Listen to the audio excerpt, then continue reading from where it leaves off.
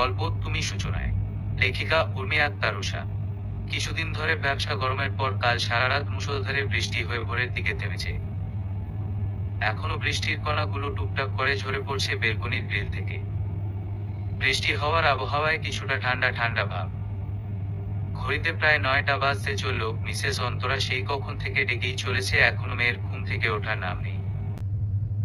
সে তো কাঁথা মুড়ি দিয়ে গভীর ঘুমে আচ্ছন্ন। ডাকতে ডাকতে হয়রান হয়ে কিছুটা রেগে গিয়ে তিনি মেয়ের উদ্দেশ্যে বললেন, মিসেস অন্তরা, আর একবারও আমি ডাক দিব না। সারারাত জেগে জেগে গল্প পড়বি আর সকালে ঘুম থেকে উঠতে চাস না? গল্প পড়ে কি মজা পাস সেটাই তো বুঝি না। বলি 9টা বাজতে চলল, এখনো পড়ে পড়ে ঘুমাচ্ছিস জমিদারের মেয়ে। আমি আজ রিয়া আর সাহিল তো আমাকে মেরেই ফেলবে। রোজ রোজ কেন আমি ঘুম থেকে দেরি করে উঠি? আল্লাহ, তুমি কি আমাকে সকাল সকাল ঘুম ভাঙিয়ে দিতে পারো না? আম্মু, তুমিও তো ডেকে দিতে পারতে নাকি বলো। কপাল চাপড়ে। মিসেস অন্তরা, বেয়াদব মেয়ে। সেই কখন থেকে তোকে ডাকছি আর এখন বলছিস আমি ডেকে দেই না। আম্মু, এখন কথা বলার সময় নেই। তাড়াতাড়ি বিছানা ওয়াশরুমে দৌড় লাগায়। এবার পরিচয় দেয়া যাক। এতক্ষণ যার কথা হচ্ছিল সে আপনাদের প্রিয় উর্মি। আব্বু আম্মু আর ছোট ভাইকে নিয়েই ওর পরিবার। উর্মির আব্বু একজন বিজনেসম্যান, আম্মু গৃহিণী আর ছোট ভাই 10ম শ্রেণীতে পড়ে। উর্মি অনার্স 3য় বর্ষে পড়ছে। উর্মি, রিয়া আর সাহিল একই ভার্সিটিতে। রিয়া আর সাহিলের সাথে উর্মি বন্ধুত্ব সেই স্কুল জীবন থেকে। উর্মি দেখতে উজ্জ্বল শ্যাম বর্ণের হলেও চেহারায় ভীষণ মায়া আছে। হরিণ টানা চোখে রয়েছে ঘন লম্বা পাপড়ি, সোনালি চুলগুলো বেশ লম্বা না হলেও কোমর ছাড়িয়ে যায় আর হাসলে গালে টোল পড়ে। কিছুক্ষণের মধ্যেই তৈরি হয়ে ভার্সিটি যাওয়ার উদ্দেশ্য বেরিয়ে পড়ে। ভার্সিটিতে আসতেই রিয়া আর সাহিল উর্মির দিকে চোখ গরম করে তাকায় আর উর্মি ইশারায় কান ধরে, যার অর্থ আজকের মতো মাফ করে দেয়ার হবে না। কিন্তু উর্মি এই কথাটা প্রতিদিনই বলে, তারপরও দেরি হয়ে যায়। তারপর তিনজনে ক্লাসে চলে যায়। পরপর 3টা ক্লাস করেই ওরা বেরিয়ে যায় আর যেতে যেতে সাহিল আর রিয়াকে উদ্দেশ্য করে বলে, ওই শোন না তোরা, চল না ফুচকা খেয়ে আসি, ক্লাস করতে করতে বোরিং লাগছে। রিয়া, হ্যাঁ রে চল না। সাহিল, হ্যাঁ আমি যাই, আর তোরা আমার পকেট ফাঁকা কর। ভাগ্য গুণে তোদের মতো বান্ধবী পেয়েছি। কিভাবে আমাকে ফকির বানানো যায় সেই ধান্দায় থাকিস। এটা আমাদের বন্ধুগত অধিকার। তুই খাওয়াবি কিনা বল, নয়তো আমরা জোর করে তোর পকেট ফাঁকা করব। সাহিল, তোদের সাথে কথায় কোনো দিন পারবো না। হ্যাঁ রে রিয়া, এই তোর ভালোবাসা। রিয়া, লাগতে আসিস কেন? আর হ্যাঁ, এটাই ভালোবাসা। তারপর তিনজন মিলে ফুচকা খেয়ে যে যার বাড়িতে ফিরে আসে। উর্মি বাড়িতে এসেই আগে ফ্রেশ হয়ে খেয়ে নেয়। সন্ধ্যার দিকে উর্মি ড্রয়িং রুমে বসে টিভি দেখছে। হঠাৎ কোথা থেকে অনন্ত হুট করে এসে রিমোট কেড়ে নিয়ে চ্যানেল পাল্টে দেয়। এই নিয়ে আবার দুই ভাই বোনের মধ্যে দ্বিতীয় বিশ্বযুদ্ধ শুরু হয়ে যায়। তুই চ্যানেল পাল্টালি কেন? ডোরেমন দেখছিলাম। অনন্ত, চুপ থাক পেতনি। দেখছিস না আমি খেলা দেখছি? খেলা দেখায় কনসেন্ট্রেট করতে দে। একদম আমাকে পেতনি বলবি না। তুই তো একটা রাক্ষস। অনন্ত চুলে টান দিয়ে। অনন্ত, তুই আমার চুল টেনেছিস। তারা দেখাচ্ছি মজা। সোফায় থাকা কুশনগুলো একে অপরের দিকে ছোড়াছুড়ি করে। বেয়াদব ছেলে, বড় বোনের সাথে তর্ক করিস। এমন সময় মিসেস অন্তরা এসে দেখে ড্রয়িং রুমের যা তা অবস্থা। মিসেস অন্তরা, থামবি তোরা। আজ আসুক তোদের আব্বু, তোদের হচ্ছে আজ। রেগে গিয়ে রাতে খাবার টেবিলে আনিসুল সাহেব তার পরিবারের সাথে খেতে বসেছে। কথার মধ্যে মিসেস অন্তরা তাদের ছেলে মেয়ে উচ্ছন্নে যাওয়ার কথাটি তুলে ধরে। খাবার খেতে খেতে ওসমান সাহেব বলে, আনিসুল সাহেব, বাচ্চা ছেলে মেয়েগুলো এখন দুষ্টুমি করবে না তো কখন করবে আমাদের মতো বুড়ো হয়ে গেলে? হেসে হেসে মিসেস অন্তরা, তোমার আশকারা পেয়ে ছেলে মেয়ে দুটো উচ্ছন্নে গেছে। কই শাসন করবে তা না আরো প্রশ্রয় দিচ্ছে। রেগে গিয়ে আনিসুল সাহেব, আহা তুমি রেগে যাচ্ছ কেন? দেখো আমাদের ছেলে মেয়ে কি সুন্দর চুপচাপ খাচ্ছে। তুমিও মাথা ঠান্ডা করে খাওয়া শেষ করো। এ না হলে আমার আব্বু। অনন্ত, আই লাভ ইউ আব্বু। আনিসুল সাহেব, লাভ ইউ টু বাচ্চা। রাতে শুয়ে শুয়ে উর্মি ফেসবুকিং করছে, হঠাৎ একটা পোস্টে তার চোখ আটকে যায়। গার্লস গ্রুপে একটা মেয়ে তার ক্রাশকে নিয়ে পোস্ট করেছে পিক সহ। ছেলেটি দেখতে ফর্সা, গালে খোঁচা খোঁচা দাড়ি আর সুঠাম দেহের অধিকারী। ছেলেটির নাম দেখার আগেই ফেসবুক রিফ্রেশের জন্য পোস্টটা নিউজফিড থেকে হারিয়ে যায়। উর্মির চোখে এখনো সেই ছেলেটার হাসি মাখা মুখটাই ভাসছে। এমন সময় উর্মির ফোনে ভিডিও কল আসে। গ্রুপ থেকে কল দিয়েছে সাহিল আর রিয়া। উর্মি কলটা রিসিভ করে। সাহিল, এইমাত্র খবর পেলাম সামনের সপ্তাহে ভার্সিটি থেকে পিকনিকে নিয়ে যাওয়া হবে। রিয়া, আমার তো এখনই যেতে ইচ্ছে করছে। খুশি হয়ে সাহিল, তো জানা এই রাতের বেলায় ভূতের সাথে ঘুরে আয়। বিরক্ত হয়ে, তো কি যেন বলছিলাম। ও হ্যাঁ উর্মি, আমরা তিনজনই কিন্তু কনফার্ম যাচ্ছি। আমি, তা তো অবশ্যই। হাসি মুখে। আজ শুক্রবার, ভার্সিটি যাওয়ার তাড়া নেই। উর্মি নিজের রুমে বেঘরে ঘুমছে। বেলা 11:30। রিয়া এসে উর্মিকে ঘুম থেকে জাগিয়ে তোলে। উর্মি ফ্রেশ হয়ে আসে। কিছুক্ষণ পর সাহিল চলে আসে। আজ তিনজনে সারাদিন উর্মির বাড়িতে আড্ডা দেবে। বিকেলে উর্মি, রিয়া আর সাহিল ছাদের এক কোণায় বসে আড্ডা দিচ্ছে। হঠাৎ সাহিল বলে উঠল, ওরা একসাথে গান গাইবে, যা ওরা তিনজন প্রত্যেকবার একসঙ্গেই গায়। গানটা বদমাইশ পোলাপান সিরিজ থেকে নেয়া, তবে ব্যক্তিগতভাবে গানটা আমার ভালো লাগে। আমার ক্লান্ত বিকেল, বুকে হাওয়া লাগিয়ে হাঁটা কতটা পথ হেঁটেছি গন্তব্যহীন চেনা এই শহরের গলি। তোদের মাঝে যখন থাকি আমি, পৃথিবী তখন আপন লাগে। তোরা ভুলে যাস না কখনো আমাদের বন্ধুত্ব রঙিন কোনো ঘুড়ির মতো। চিরচেনা শহরের প্রতিটি দেয়ালে বুকে চাপা অভিমান, তাও প্রতি প্রহরে চোখে স্বপ্ন নিয়ে বেঁচে থাকার গান। খুব বেশি না বোঝা আমার জীবনে কিছু বন্ধু নিয়ে। রাতের পরে দিন, দিনের পরে রাত, এই অভিযান। সন্ধ্যা নামার আগে ঘামে ভেজা শরীরে বাড়ি ফেরার তারা। আমার শহুরে জীবনের গল্প লিখে যারা তোদের বলি।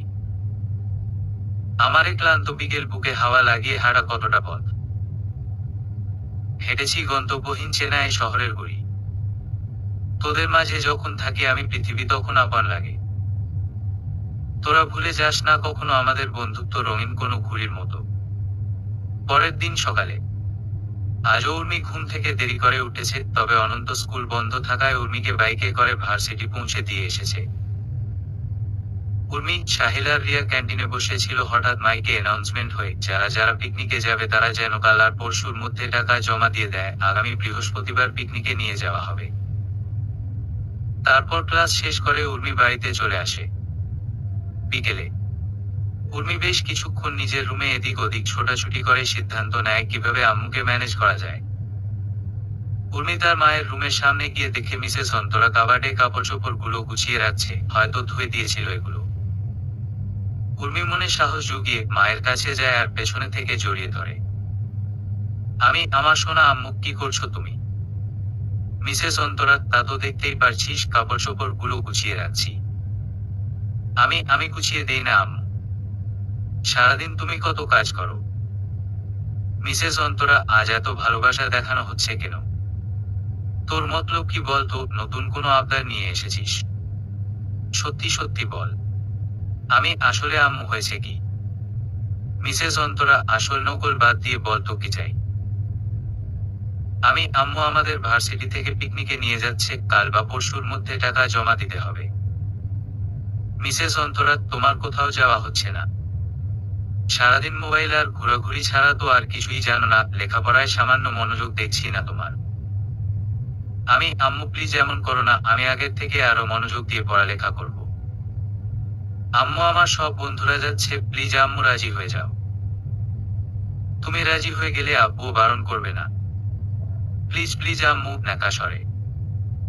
মিসেস অন্তরা, হয়েছে আর ন্যাকা কান্না করতে হবে না। এতগুলো ভালোবাসি আম্মু, জড়িয়ে ধরে। মিসেস অন্তরা, হয়েছে, এবার ছাড়, কাজ করতে দে। আজ বৃহস্পতিবার। উর্মিরা বাসে উঠে বসে আছে পিকনিকে যাওয়ার উদ্দেশ্যে। উর্মি তার আম্মুকে বলার পরে তিনি, উর্মি, সাহিল আর রিয়া একসঙ্গে টাকা জমা দেয় আর বিকেলে তিনজন মিলে শপিং করে আসে পিকনিকে পড়ে যাওয়ার জন্য। বাস চলছে আপন গতিতে, কেউ ছবি তুলছে, কেউ বা ভিডিও করছে, আর সাথে গান বাজনা তো আছেই। উর্মি জানালার পাশে বসে চিপস খাচ্ছে আর আনমনে কিছু একটা ভেবে যাচ্ছে। রিয়া তার পাশেই, সাহিল ওদের সামনে সিঙ্গেল সিটে বসেছে। প্রায় 2 ঘন্টা পর বাস কাঙ্ক্ষিত স্থানে পৌঁছে যায়। এখানের পুরো রিসোর্টটা ভার্সিটি কর্তৃপক্ষ বুক করেছে। বেশ অনেকটা জায়গা নিয়ে তৈরি রিসোর্টটি। এখানে বড় সুইমিং পুল আছে, একপাশে বড় একটা বাগান আর সাথে কয়েকটা দোলনাও আছে। রিসোর্টের পেছনের দিকে বড় লেক রয়েছে, তবে কোনো স্টুডেন্টের সেখানে যাওয়ার অনুমতি নেই, যেহেতু সবার দায়িত্ব ভার্সিটি কর্তৃপক্ষের। রিসোর্টের প্রত্যেকটা রুমে 6 জন করে স্টুডেন্ট দেয়া হয়েছে বিশ্রাম করার জন্য। উর্মি আর রিয়া একসঙ্গে আছে, সাহিল অন্য ছেলেদের সাথে দ্বিতীয় তলায় আছে। বেশ কিছুক্ষণ বিশ্রাম নেওয়ার পর সবার খাবার সময় চলে আসে। সবার খাবার পর্ব শেষ হতেই সবাই কিছুক্ষণ জিরোয়, তারপর সবাই ঘোরাঘুরি শুরু করে দেয়। অনেকে ছবি তুলছে, ভিডিও করছে, কেউ কেউ আবার স্যার ম্যামদের সাথে সেলফি তুলছে। গানের আয়োজন করা হয়েছে, স্যার ম্যামরা মাইক হাতে নিয়ে গান গাইছে, সাথে যোগ হয়েছে স্টুডেন্টরা, আর সাথে থাকছে সারপ্রাইজ কুপন, যাতে আছে নানা রকমের গিফট। হাসি আনন্দের সাথে ওদের পিকনিক শেষ হয়ে রাত 9টার দিকে ওরা যে যার বাসায় পৌঁছে যায়। আজ যেহেতু শুক্রবার, তার ভার্সিটি যাওয়ার তেমন তাড়া নেই। আজ উর্মি সকাল সকাল ঘুম থেকে উঠে পড়েছে। অবশ্য উঠতে চায়নি, মিসেস অন্তরা জোর করে উঠিয়েছে। শাস্তি স্বরূপেই গরমের মধ্যে ফ্যান অফ করে দিয়েছে, যার ফলে বাধ্য হয়ে উর্মিকে ঘুম থেকে উঠতে হলো। আজ উর্মিদের বাড়িতে ওর খালামণি আর 2 কাজিন আসবে। সকাল থেকে মিসেস অন্তরা তোড়জোড় শুরু করেছে, তার আদরের ছোট বোন আর তার ছেলে মেয়ে আসছে। উর্মি বাড়ির অন্যান্য কাজগুলো করছে আর মিসেস অন্তরা রান্নার কাজগুলো সামলাচ্ছে। উর্মি সবে শাওয়ার নিয়ে বেরিয়েছে। আজ সে নীল রঙের গাউন পরেছে। কিছুক্ষণ আগেই খালামণি আর তার 2 ছেলে মেয়ে নিবিড়, নাজিফা এসেছে। আয়নার সামনে দাঁড়িয়ে উর্মি চুল ঠিক করছিল, এমন সময় কেউ ওর রুমে নক করে। দরজার দিকে তাকিয়ে দেখে নাজিফা দাঁড়িয়ে আছে। নাজিফা দেখতে কিউট, একদম ডলের মতো গোলুমলু, ইন্টার সেকেন্ডে ইয়ার পড়ছে। নাজিফা: আরে আপু, দিন দিন তুমি কি সুন্দর হয়ে যাচ্ছ গো। রহস্য কি? জড়িয়ে ধরে। আমি: ধুর, কি যে বলিস না, আমি আগের মতোই আছি। তুই কেমন আছিস? নাজিফা: এতক্ষণ শুধু ভালো ছিলাম, তোমাকে দেখে আরো ভালো হয়ে গেছি। আমি: পড়ালেখা কি খবর তোর? সামনে তো টেস্ট এক্সাম। নাজিফা: আর ভালো লাগে না আপু, মনে হচ্ছে পড়তে পড়তে আমি পাগল হয়ে যাব। ভাইয়া নিজে আমাকে গাইড করে। ওদের কথার মাঝেই মিসেস অন্তরা উর্মি আর নাজিফাকে নিচে ড্রয়িং রুমে আসার জন্য ডাক দেয়। দুজনে নিচে গিয়ে দেখে মিসেস অন্তরা আর মিসেস অহনা বসে গল্প করছে।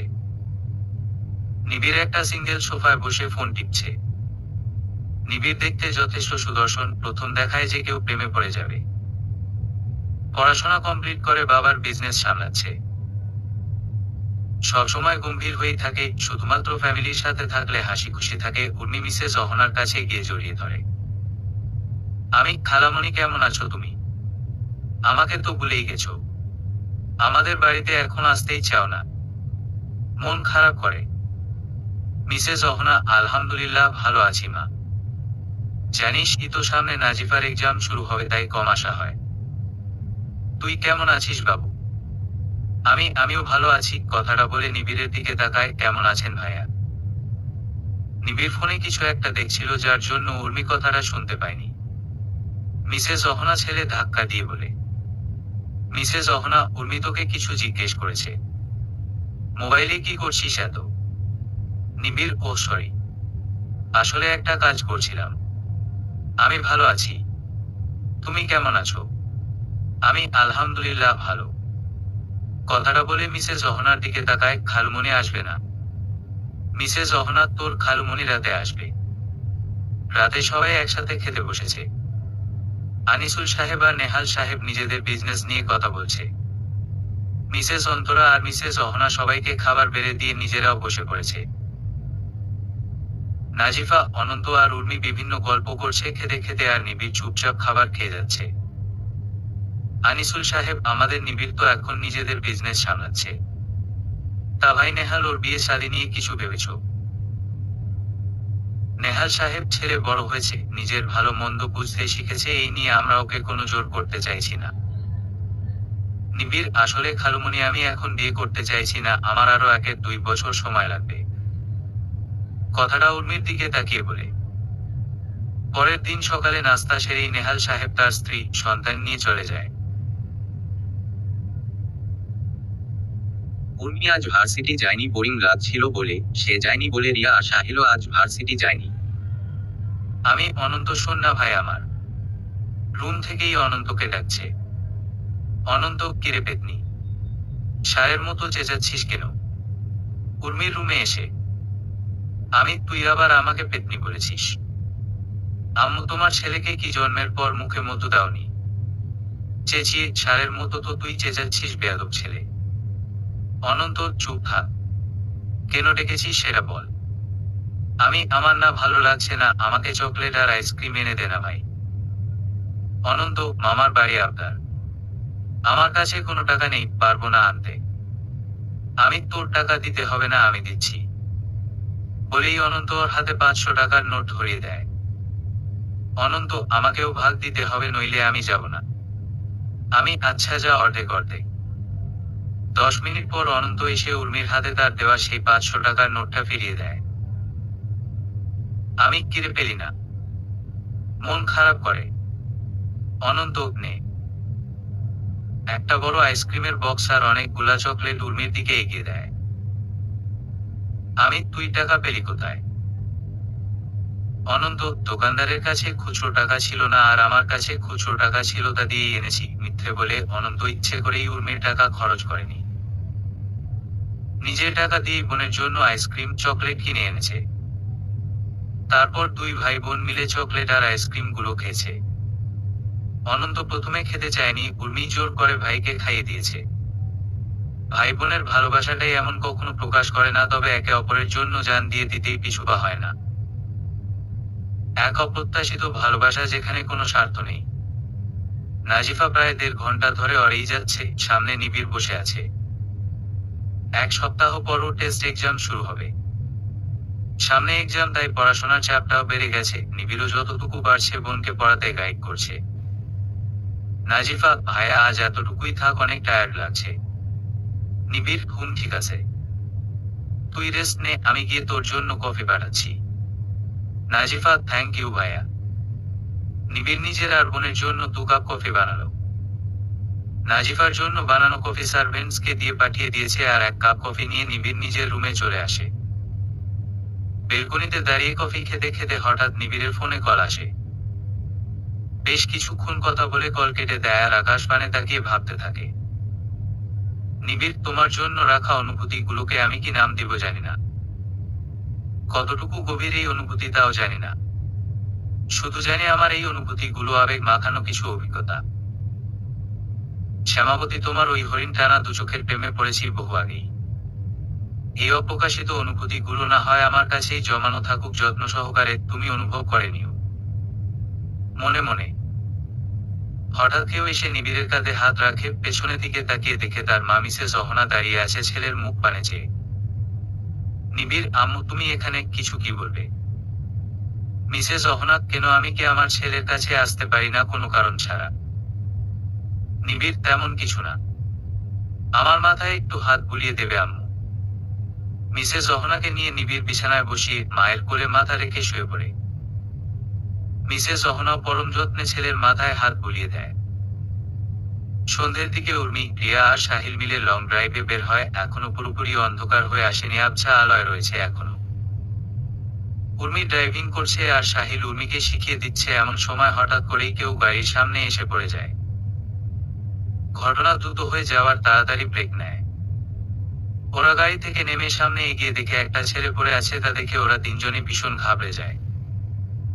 জায়গাটা কিছুটা নিরিবিলি, আশেপাশে তেমন মানুষজনের আনাগোনা দেখা যাচ্ছে না। রিয়া, এখন আমরা কি করব? তোরা চেক করে দেখ না বেঁচে আছে নাকি। আমি, সাহিল তুই একটু চেক করো না ভাই। সাহিল ভয় করছে। মরে টরে যায়নি তো? আমি, না, কথা বলিস না, তাহলে যে আমরা ফেঁসে যাব। আমার কাছে গাড়ির লাইসেন্সও নেই। রিয়া, কোন দুঃখে যে এই রাতের বেলায় লং ড্রাইভে এসেছিলাম আল্লাহ মালুম। আমি, এই সাহিল জানাই আর সাহিল, যাচ্ছি। রিয়া আর উর্মি একে অপরকে জড়িয়ে ধরে দোয়া দুরু পড়ছে। সাহিল কাবা কাবা হাতে ছেলেটির পালস চেক করে চেঁচিয়ে ওঠে। সাহিলের চেঁচানোর শব্দে উর্মি আর রিয়া ভয়ে আরো জোরে চেঁচিয়ে ওঠে আর বলে, রিয়া, শালা ভয় পাইয়ে দিয়েছিস। বেঁচে আছে তো? সাহিল, হ্যাঁ বেঁচে আছে। ওয়েট, উনাকে আমি কোথায় যেন দেখেছি। রিয়া, কি বলছিস কি? কোথায় দেখেছিস? আমি মনে করতে পারছি না রে। আচ্ছা, এত কিছু ভাবার সময় নেই, উনাকে হসপিটালে নিয়ে যেতে হবে। সাহিল, পাগল নাকি? আমরা যদি এখন একে হসপিটালে নিয়ে যাই তাহলে পুলিশ কেস হবে আর আমাদের তিনজনকে কোমরে দড়ি দিয়ে থানায় নিয়ে যাবে। রিয়া, ও আল্লাহ গো, এখন কি করি? সাহিল, একে আপাতত আমার ফ্ল্যাটে নিয়ে যাই, তারপর ভাবছি কি করা যায়। সাহিল ঠিক কথাই বলেছে। তিনজন মিলে ধরাধরি করে ছেলেটিকে গাড়িতে উঠায়। সাহিল ড্রাইভ করছে, রিয়া সাহিলের পাশে বসেছে আর উর্মি আলতো করে ছেলেটির মাথা কোলে রেখে পেছনে বসেছে। বাড়িতে নিয়ে এসে সাহিল ছেলেটির হাতের কনুই আর কপালে ব্যান্ডেজ লাগিয়ে দেয়। রাত 9:28 PM আহত সেই ছেলেটির কিছুক্ষণ আগেই জ্ঞান ফিরেছে, তবে সে এখনো দুর্বল। উর্মি, রিয়া, সাহিল ছেলেটির দিকে ড্যাব ড্যাব করে তাকিয়ে আছে আর ছেলেটি বোঝার চেষ্টা করছে সে এখন কোথায় আছে। ছেলেটি, আমি কোথায় আছি? ছেলেটির এমন কথায় উর্মি, রিয়া বুকে হাত দিয়ে জোরে একটা শ্বাস নেয় আর সাহিল ভয়ার্ত চেহারায় ছেলেটির দিকে তাকিয়ে থাকে। সাহিল, আপনি ঠিক আছেন? মাথা ব্যথা বা শরীরের কোথাও ব্যথা নেই তো? ছেলেটি, অল্প মাথা ব্যথা। আপনি কে? কিছুক্ষণ আগে কি হয়েছিল আপনার কি কিছু মনে আছে? ভয়। ছেলেটি, একদমই না। ছেলেটির কথা শুনে উর্মি, রিয়া, সাহিল জোরে ইয়ে বলে ওঠে আর ছেলে ডাবাডা করে তাকিয়ে থাকে। সাহিল, এই ভরা সন্ধ্যেবেলা আপনি ওই নির্জন রাস্তায় কি করছিলেন? ছেলেটি, আমি জানি না। রিয়া, আপনার নাম কি? তিনজন মিলে ঘাড় ঘুরিয়ে ছেলেটির দিকে ডাবাডা করে তাকিয়ে। ছেলেটি, আমার নাম মনে করতে পারছি না। মাথায় ধরে। উর্মি, রিয়া আর তানভীর ছেলেটির কথা শুনে অবাক এবং আতঙ্কিত হয়ে একে অপরের দিকে তাকিয়ে ইশারা করে, যার অর্থ এই ছেলের মাথা গেছে, কিছুই মনে নেই। তারপর উর্মি, রিয়া আর সাহিল ফিসফিস করে বলে, রিয়ার ছেলেটির তো কিছুই মনে নেই, স্মৃতিশক্তি লোপ পায়নি তো। এখন আমরা কি করব? আমার তো ভেবেই হাত পা ঠান্ডা হয়ে আসছে। ভয়। সাহিল, যাই হোক, ছেলেটিকে বলা যাবে না যে সে আমাদের গাড়ির সামনেই পড়েছিল। ভালোই হয়েছে সব ভুলে গেছে। ফিসফিস করে ওদের কথার মাঝে ছেলেটি বলে উঠল, ছেলেটি, আচ্ছা এখানে পুলিশ স্টেশন কোথায়? রিয়া, এই তুমি পুলিশ স্টেশন গিয়ে কি করতে চাও? ভয়। ছেলেটি, আমি পুলিশ স্টেশন গিয়ে নিজের পরিচয় খুঁজে বের করতে চাই। পুলিশ স্টেশন যাওয়ার কি প্রয়োজন? আমরা তো তোমায় আগে থেকেই চিনি। জোরপূর্বক দাঁত গেলিয়ে দেয় আর সাহিলকে ইশারা করে কিছু বলার। ছেলেটি, তাহলে কে আমি? কে আমার পরিচয়? সাহিল, তুমি আমার বড় চাচা ছেলে। রিয়া, হ্যাঁ। সাহিল, তোমার নাম তো আহিল। আচ্ছা যাই হোক, এখন তুমি বিশ্রাম করো, তাহলে তোমার স্মৃতিশক্তি আসলে আসতে পারে। Good night. তিনজন রুম থেকে বাইরে বেরিয়ে আসে। উর্মি ওদের দুজনকে উদ্দেশ্য করে বলে, আমার আর রিয়ার এখন বাড়ি যাওয়া উচিত। সেই সন্ধ্যা বের হয়েছে, আম্মু আব্বু টেনশন করবে। তুই সাবধানে থাকিস সাহিল, আমরা আসছি বলেই রিয়া আর উর্মি সাহিলের ফ্ল্যাট থেকে বেরিয়ে যায়। উর্মি, রিয়া, সাহিলের একই এলাকাতেই। আজ সকাল সকাল উর্মি আর রিয়া দুজনেই সাহিলের ফ্ল্যাটে চলে এসেছে। আহিলের রুমের দরজা আলতো করে খুলে তিনজন উকিঝুঁকি দিয়ে দেখছে। আহিলের এখনো ঘুম ভাঙেনি। এমন সময় রিয়া বলে ওঠে, এই ছেলে এখনো ঘুমাচ্ছে। সত্যি গিয়ে স্মৃতিশক্তি লোপ পেয়েছে। ওদের উকিঝুঁকি দেওয়ার মাঝেই আহিলের ঘুম ভেঙে যায় আর দরজার দিকে তাকিয়ে দেখে ওরা তিনজন দাঁড়িয়ে আছে। উর্মি, রিয়া আর সাহিল জোরপূর্বক হেসে রুমের ভেতর প্রবেশ করে আর তিনজন একসঙ্গে বলে ওঠে, গুড মর্নিং। সাহিল, তুমি এই ড্রেসটা চেঞ্জ করে নেওয়া, আমরা তোমার জন্য নাস্তা তৈরি করছি, তোমাকে ঔষধও খেতে হবে। আহিল, ধন্যবাদ। খাবার টেবিলে সাহিল আর আহিল খেতে বসেছে, দুই বান্ধবী মিলে ওদের নাস্তা বেড়ে দিচ্ছে। উর্মি আর রিয়া সকাল সকাল বাড়ি থেকে নাস্তা করে এসেছে। নাস্তা করতে করতে হঠাৎ আহিলের গলায় খাবার আটকে যায় আর কাশতে থাকে। আরে আরে আস্তে ধীরে খাও, খাবার তোমার কাছ থেকে পালিয়ে যাচ্ছে না তো? পানি এগিয়ে দিয়ে। আহিল, আসলে আমার খুব খিদে পেয়েছিল, পানিটা খেয়ে। আচ্ছা, আমার পরিবারে কে কে আছে? সাহিল, তোমার পরিবারে তো কেউ নেই। আহিল, কেউ নেই মানে? সাহিল, কেউ নেই মানে ছোটবেলায় তোমার বাবা মা তোমাকে অনাথ করে চলে যায়, এরপর থেকে তুমি আমার সাথেই তো থাকো। মিথ্যে কথা। সাহিলের কখনো কোনো চাচা ছিলই না। আসলে সাহিল যখন ইন্টার প্রথম বর্ষে ছিল তখনই ওর বাবা মা একটা কার অ্যাক্সিডেন্টে মারা যায়। উর্মির বাবা আনিসুল সাহেবের সাথে সাহিলের বাবার বেশ ভালো একটা বন্ধুত্বপূর্ণ সম্পর্ক ছিল। সাহিলের সমস্ত খরচ আনিসুল সাহেব বহন। আহিল, ও আচ্ছা, মন খারাপ করে? আচ্ছা, মন খারাপ করতে হবে না, বাকি খাবারটুকু খেয়ে নাও। ভার্সিটি ক্যাম্পাসের একটা গাছতলায় তিনজন মিলে বসে গভীর চিন্তায় মগ্ন। কিছুটা সামনে আহিল দাঁড়িয়ে গাছের দিকে তাকিয়ে আছে। আহিলের চোটগুলো বেশ কিছুটা সেরে গেছে, কিন্তু এখনো কিছু মনে করে উঠতে পারছে না। আমি কিছুই ভেবে পাচ্ছি না রে সাহিল। আদৌ কি কখনো আহিলের পুরনো স্মৃতি ফিরে আসবে কিনা তাও জানি না। রিয়া, আহিলের কি পরিচয়, কোথা থেকে এসেছে কিছুই জানি না। সাহিল, কি করব কিছুই বুঝতে পারছি না। একে তো বানোয়ার বক্তব্য দিয়ে বুঝিয়ে সুঝিয়ে রাখছি, কিন্তু কতদিন এমনটা চলবে? আহিলকে দেখে মনে হয় না ও কোনো গরিব ঘরের ছেলে। সেদিন সকালেই আমার মনে পড়েছে, তোদের বলেছিলাম না ওকে কোথাও যেন দেখেছি আমি।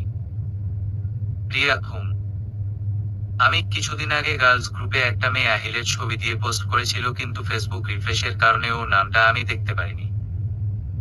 আহিল, তোমরা কি নিয়ে আলোচনা করছো? রিয়া, ও কিছু না। সাহিল, চল ভাই আমরা কোথা থেকে ঘুরে আসি। ওরা চারজন মিলে একটা লেকের কাছে নিরিবিলি রাস্তা দিয়ে হাঁটছে। রিয়া আর সাহিল একে অপরের হাত ধরে সামনের দিকে এগিয়ে যাচ্ছে। ওই কথাটা তো বলাই হয়নি, রিয়া আর সাহিল একে অপরকে পছন্দ করে। সারাক্ষণ টম এন্ড জেরির মতো ঝগড়া করলেও দুজন দুজনের প্রতি প্রচন্ড খেয়াল রাখে। উর্মি আর আহিল একসাথেই হাঁটছে। ওরা চারজন মিলে একটা লেকের কাছে নিরিবিলি রাস্তা দিয়ে হাঁটছে। রিয়া আর সাহিল একে অপরের হাত ধরে সামনের দিকে এগিয়ে যাচ্ছে। ওই কথাটা তো বলাই হয়নি, রিয়া আর সাহিল একে অপরকে পছন্দ করে। সারাক্ষণ টম এন্ড জেরির মতো ঝগড়া করলেও দুজন দুজনের প্রতি প্রচন্ড খেয়াল রাখে। উর্মি আর আহিল একসাথেই হাঁটছে। লেকটা দেখতে বিশাল বড়, চারপাশে গাছগাছালি রয়েছে, মানুষজন খুব একটা নেই, তবে এখানে যারাই আছে বেশিরভাগ মানুষগুলো জোড়ায় জোড়ায়। আহিল সামনের দিকে তাকিয়ে হাঁটতে গিয়ে একটা ইটের সাথে লেগে পড়ে যাচ্ছিল, এমন সময় তৎক্ষণাৎ উর্মি আহিলকে ধরে ফেলে।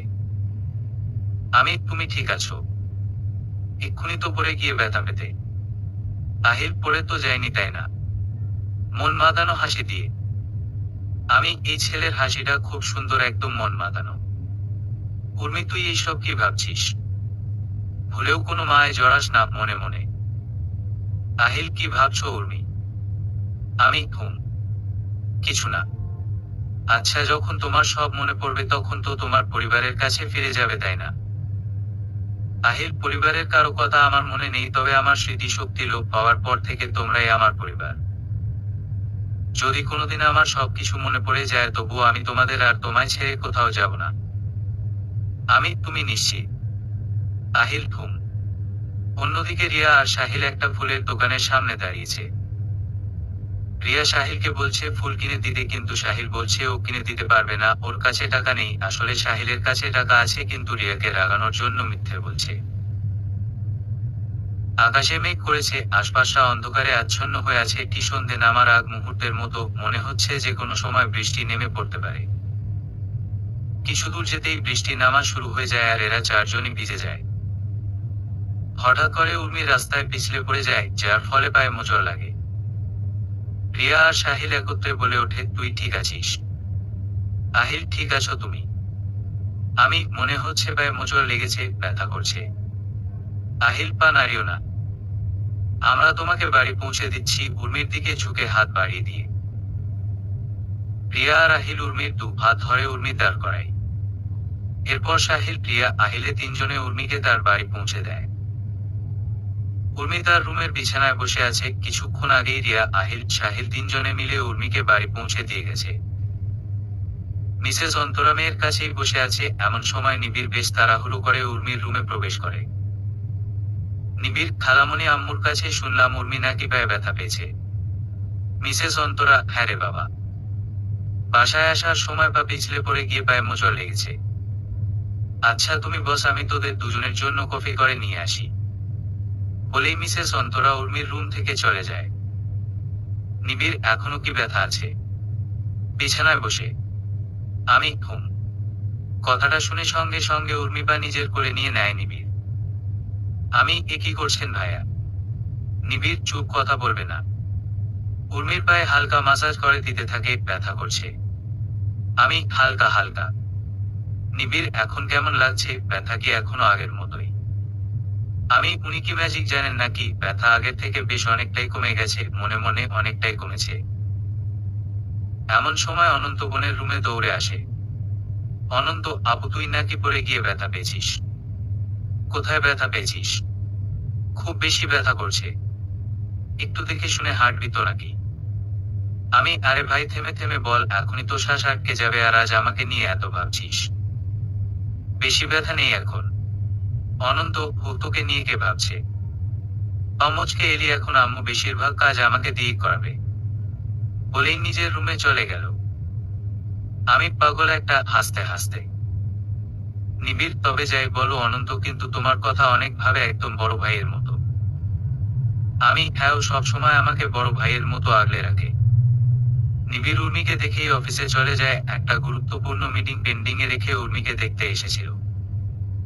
রাতে খাবার টেবিলে সবাই খেতে বসেছে। উর্মি পায়ে এখন তেমন ব্যথা নেই। আনিসুল সাহেব: মামুনি, তুমি না পড়ে গিয়ে পায়ে ব্যথা পেয়েছো, এখনো কি ব্যথা আছে? আমি: না আব্বু, এখন আর ব্যথা নেই, আমি ঠিক আছি। এভাবেই এক সপ্তাহ কেটে গেছে। আহিলের সাথে উর্মি, প্রিয়া আর সাহিলে বেশ ভালো বন্ধুত্বপূর্ণ সম্পর্ক তৈরি হয়েছে। উর্মির সাথে আহিলের বেশ ভাব জমেছে এই কদিনে। পরপর দুটি ক্লাস করে উর্মি, প্রিয়া আর সাহিল মিলে ক্যান্টিনে বসে কফি খাচ্ছে। এমন সময় ইদু, ওদের আরেকটা বান্ধবী, এসে দাঁড়ায়। সাহিল: দাঁড়িয়ে আছিস কেন? বসে পড়।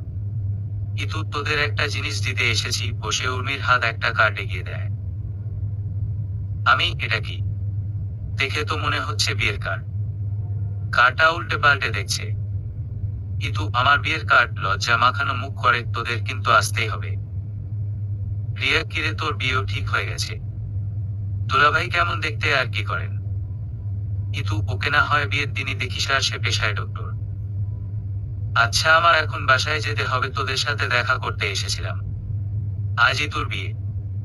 উর্মি কালো রঙের কাতান শাড়ি পরেছে। শাড়িটা মিসেস অন্তরার। উনি মেয়ে সুন্দর করে শাড়ি পরিয়ে সাজিয়ে দিয়েছেন, আর সাথে চুলে খোপা করে গাজরাও লাগিয়ে দিয়েছেন। রিয়াও আজ শাড়ি পরেছে। সাহিলের সাথে আহিলও এসেছে। ওরা দুজন পাঞ্জাবি পরেছে। আশেপাশের অনেক মেয়েই আহিলের দিকে ডাবাডাব করে তাকিয়ে আছে, যেন চোখ দিয়ে গিলে খাচ্ছে। মেয়েগুলোর এমন কাণ্ড দেখে উর্মি ভেতরে ভেতরে বেশ ঈর্ষান্বিত হচ্ছে। আমি ইচ্ছে করছে মেয়েগুলো চুল ছিঁড়ে দিই। লুচু মেয়েগুলো কিভাবে আহিলের দিকে তাকিয়ে আছে। আচ্ছা, আমি এত ঈর্ষান্বিত হচ্ছি কেন? মনে মনে। মেয়েগুলো দূরে থাকায় ওদের মধ্যে কি কথাবার্তা হচ্ছে উর্মি শুনতে পারছে না। আরে দেখ, ছেলেটা কি সুন্দর দেখতে। আমি তো এক দেখায় ক্রাশ খেলাম। একটা মেয়ে বলল। আমি তো আরো আগে ক্রাশ খেলাম রে বোন। কালো পাঞ্জাবিতে যা লাগছে না, মনে হচ্ছে পাঞ্জাবিটা শুধুমাত্র ওর জন্যই বানানো হয়েছে, আরেকটা মেয়ে বলল। এত যে ক্রাশ খাচ্ছিস, এই ছেলের পরিচয় জানিস? এ হচ্ছে আহমেদ গ্রুপ অফ ইন্ডাস্ট্রির মালিক তিয়াস আহমেদের একমাত্র ছেলে তানভীর আহমেদ। ওর গার্লফ্রেন্ডও আছে। মেয়েটা দেখতে অনেক সুন্দর। 4 বছরের রিলেশনশিপ ওদের। পাশে থেকে অন্য আরেকটা মেয়ে এগিয়ে এসে বলল, তুমি এত খবর জানো কিভাবে? প্রথম মেয়েটা। সোশ্যাল মিডিয়ায় দেখেছি। তাহলে এত ধনী ব্যক্তি এখানে কি করছেন? দ্বিতীয় মেয়েটা। জানি না। কিছুক্ষণ আগে ওরা ইদুর বাড়ি থেকে বেরিয়ে এসেছে। ওদের পৌঁছে দিতে উর্মির বাড়ি গাড়িটা ড্রাইভার সাথে করে নিয়ে যা। এখন 4 জন মিলে হেঁটে হেঁটে বাড়ি যাচ্ছে। কাছাকাছি চলে এসেছে প্রায়। ওদের এলাকার সামনে একটা ব্রিজ আছে, সেখানে 3টে বখাটে ছেলে বসে আছে। সাহিল রিয়া সামনে আর উর্মি আহিল পেছনে। হঠাৎ করে বখাটে ছেলেগুলো বলতে শুরু করে, কি চিজ মাইরি। সিটি মেরে একটা ছেলে বলে উঠল, তা ভাই মধু কি একা একা খাবে, আমাদেরও একটু ভাগ দিস। আরেকজন বলল, আহিল মুখ সামলে কথা বলুন, আমি ওদের সাথে কথা বাড়িয়ে লাভ নেই, চলো বাড়ি ফিরে যাই। একটা নয় দুটো মাল পেয়েছি আজ। অন্য আরেকজন কথা বলে এগিয়ে আসছিল। রিয়া, উর্মি আমার না ভীষণ ভয় করছে। সাহিল, ভয় পাস না, আমরা আছি তো। এমন সময় ওদের মধ্যে মারামারি লেগে যায়। আহিল সাহিল মিলে 3টে ছেলেকে মেরে রক্তাক্ত করে দিয়েছে। ছেলেগুলো যাওয়ার আগে বলে যায়, তোদের দেখে নেব। অন্যদিকে নিবিড় তার মায়ের রুমের সামনে দাঁড়িয়ে আছে। অনুমতি পেয়ে মিসেস অহনার রুমে প্রবেশ করে। নিবিড়, আম্মু আব্বু, তোমাদের সাথে আমার কিছু গুরুত্বপূর্ণ কথা বলার ছিল। নেহাল সাহেব, হ্যাঁ বলো। নিবিড়, আব্বু আমি উর্মিকে ভালোবাসি, ওকে আমি বিয়ে করতে চাই। নেহাল সাহেব, উর্মি মামুনিকে আমাদেরও বেশ পছন্দ, তোমার আম্মু তো সেই কবেই আমাকে বলেছিল উর্মির কথা। মিসেস অহনা, কালি আমি আপুর সাথে এই বিষয়টা নিয়ে কথা বলবো। নিবিড়, না আম্মু এখনই কিছু বলবে না, আর 2 মাস পর উর্মির ফাইনাল ইয়ার এক্সাম। এক্সাম শেষ হলে তখন বলবে, আর আমারও একটা গুরুত্বপূর্ণ কাজের জন্য কানাডা যেতে হবে। নেহাল, কানাডার সেই পেন্ডিং থাকা ডিলটার জন্য। নিবিড়, হুম। মিসেস অহনা, আচ্ছা বাবা, তাই হবে। অন্যদিকে রাত 12টা বাজে, উর্মি শুয়ে শুয়ে ফেসবুকে গল্প করছে। এমন সময় অনন্ত উর্মির রুমে নক করে। উর্মির উঠে দরজা খুলে দেয় আর বলে, আমি কিরে, এখন এমন সময় ডাকছিস কেন? কিছু কি হয়েছে? অনন্ত, আরে আপু আসতে বলো, আপু আম্মু জেগে যাবে। আস্তে করে বলল, আমি মোবাইলে গেম খেলছিলাম, এখন আমার খিদে পেয়েছে। আপু জানা নুডলস রান্না করে দে প্লিজ। ইনোসেন্ট ফেস করে। অনন্তর ইনোসেন্ট ফেস দেখে উর্মি বেশ হাসি পেল, কিন্তু সে তা প্রকাশ করল না। মুখে বিরক্তি ছাপ রেখে বলল, আমি তোর খিদে পেয়েছে তো আমি কি করব? জানা নিজে নুডলস রান্না করে খা। অনন্ত, প্লিজ আপু এমন করিস না। আমি, হুম চল।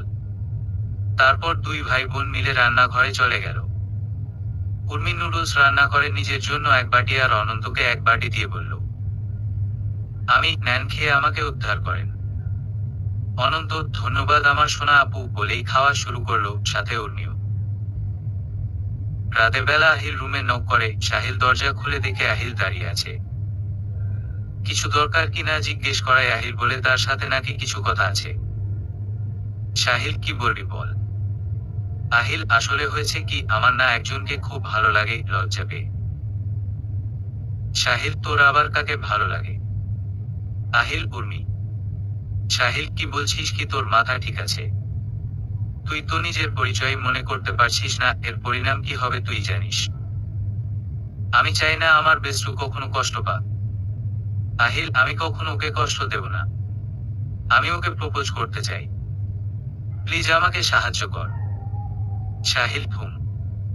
আহিল চলে যেতেই সাহিল কথাগুলো রিয়াকে জানিয়ে দেয়। পরের দিন সকালে ওরা 3 জন ভার্সিটি বাঙ্ক করে ঘুরতে বের হয়, সাথে আহিলও আছে। ওরা সবাই একটা নদীর ধারে এসে বসেছে, চারপাশে সাদা কাশফুলে ভরা। এখানে এসে ওদের সবার মনি ফুরফুরে হয়ে গেছে।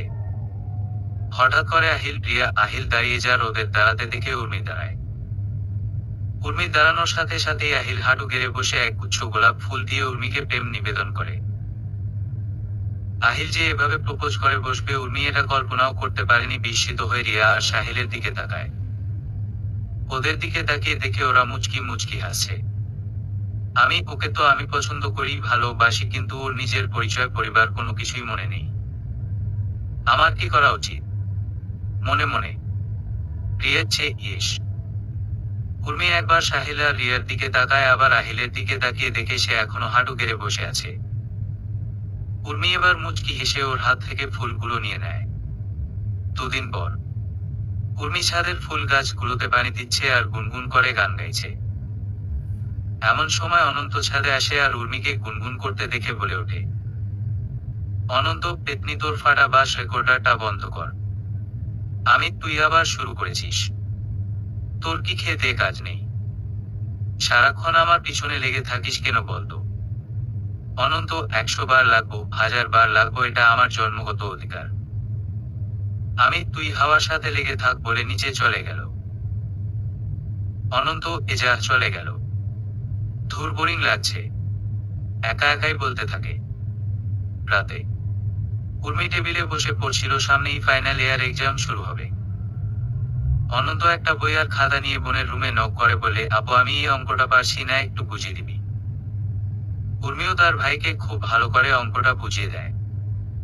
পড়া শেষ করে উর্মি তার মায়ের রুমে উকি দিয়ে দেখে মিসেস অন্তরা বিছানায় শুয়ে সিরিয়াল দেখছিলেন। তখন উর্মি তার রুমে নক করে। মিসেস অন্তরা মেয়েকে রুমের ভেতরে আসতে বলে, আম্মু তোমার সাথে আমার কিছু কথা ছিল। উর্মি তার মায়ের সাথে সব কথাই শেয়ার করে। মিসেস অন্তরা, হ্যাঁ বল, কি বলবি? আম্মু আমি আহিলকে পছন্দ করি। মিসেস অন্তরা, আহিলকে? সাহিলের সাথে থাকে ওই ছেলেটা না? হুম। মিসেস অন্তরা, পরিচয় কি ওই ছেলের? বাড়ি কোথায়? আসলে আম্মু ওর অতীতের সব স্মৃতি ভুলে গেছে। মাথা নিচু করে। মিসেস অন্তরা, তোকে আমরা সব সময় স্বাধীনতা দিয়েছি, তাই বলে যখন যা মন চাইবে তাই করতে পারিস না। আহিল হয়তো এখন কিছু মনে করতে পারছে না, কিন্তু যখন ওর আগের সব স্মৃতি মনে পড়ে যাবে তখন তুই কি করবি? আমি কখনোই চাইবো না আমার মেয়ে কষ্ট পাক। কিন্তু আম্মু। মিসেস অন্তরা, আমি জানতাম আমার মেয়ে যথেষ্ট বুদ্ধিমতী, কিন্তু আমার মেয়েটা এতটা বোকা কবে হয়ে গেল? আচ্ছা এখন এইসব কথা বাদ, সামনে তোমার এক্সাম, পড়ায় মনোযোগী হও। হুম। দেখতে দেখতে অনেক দিন পার হয়ে যায়। দুদিন আগেই উর্মির ফাইনাল ইয়ার এক্সাম শেষ হয়েছে।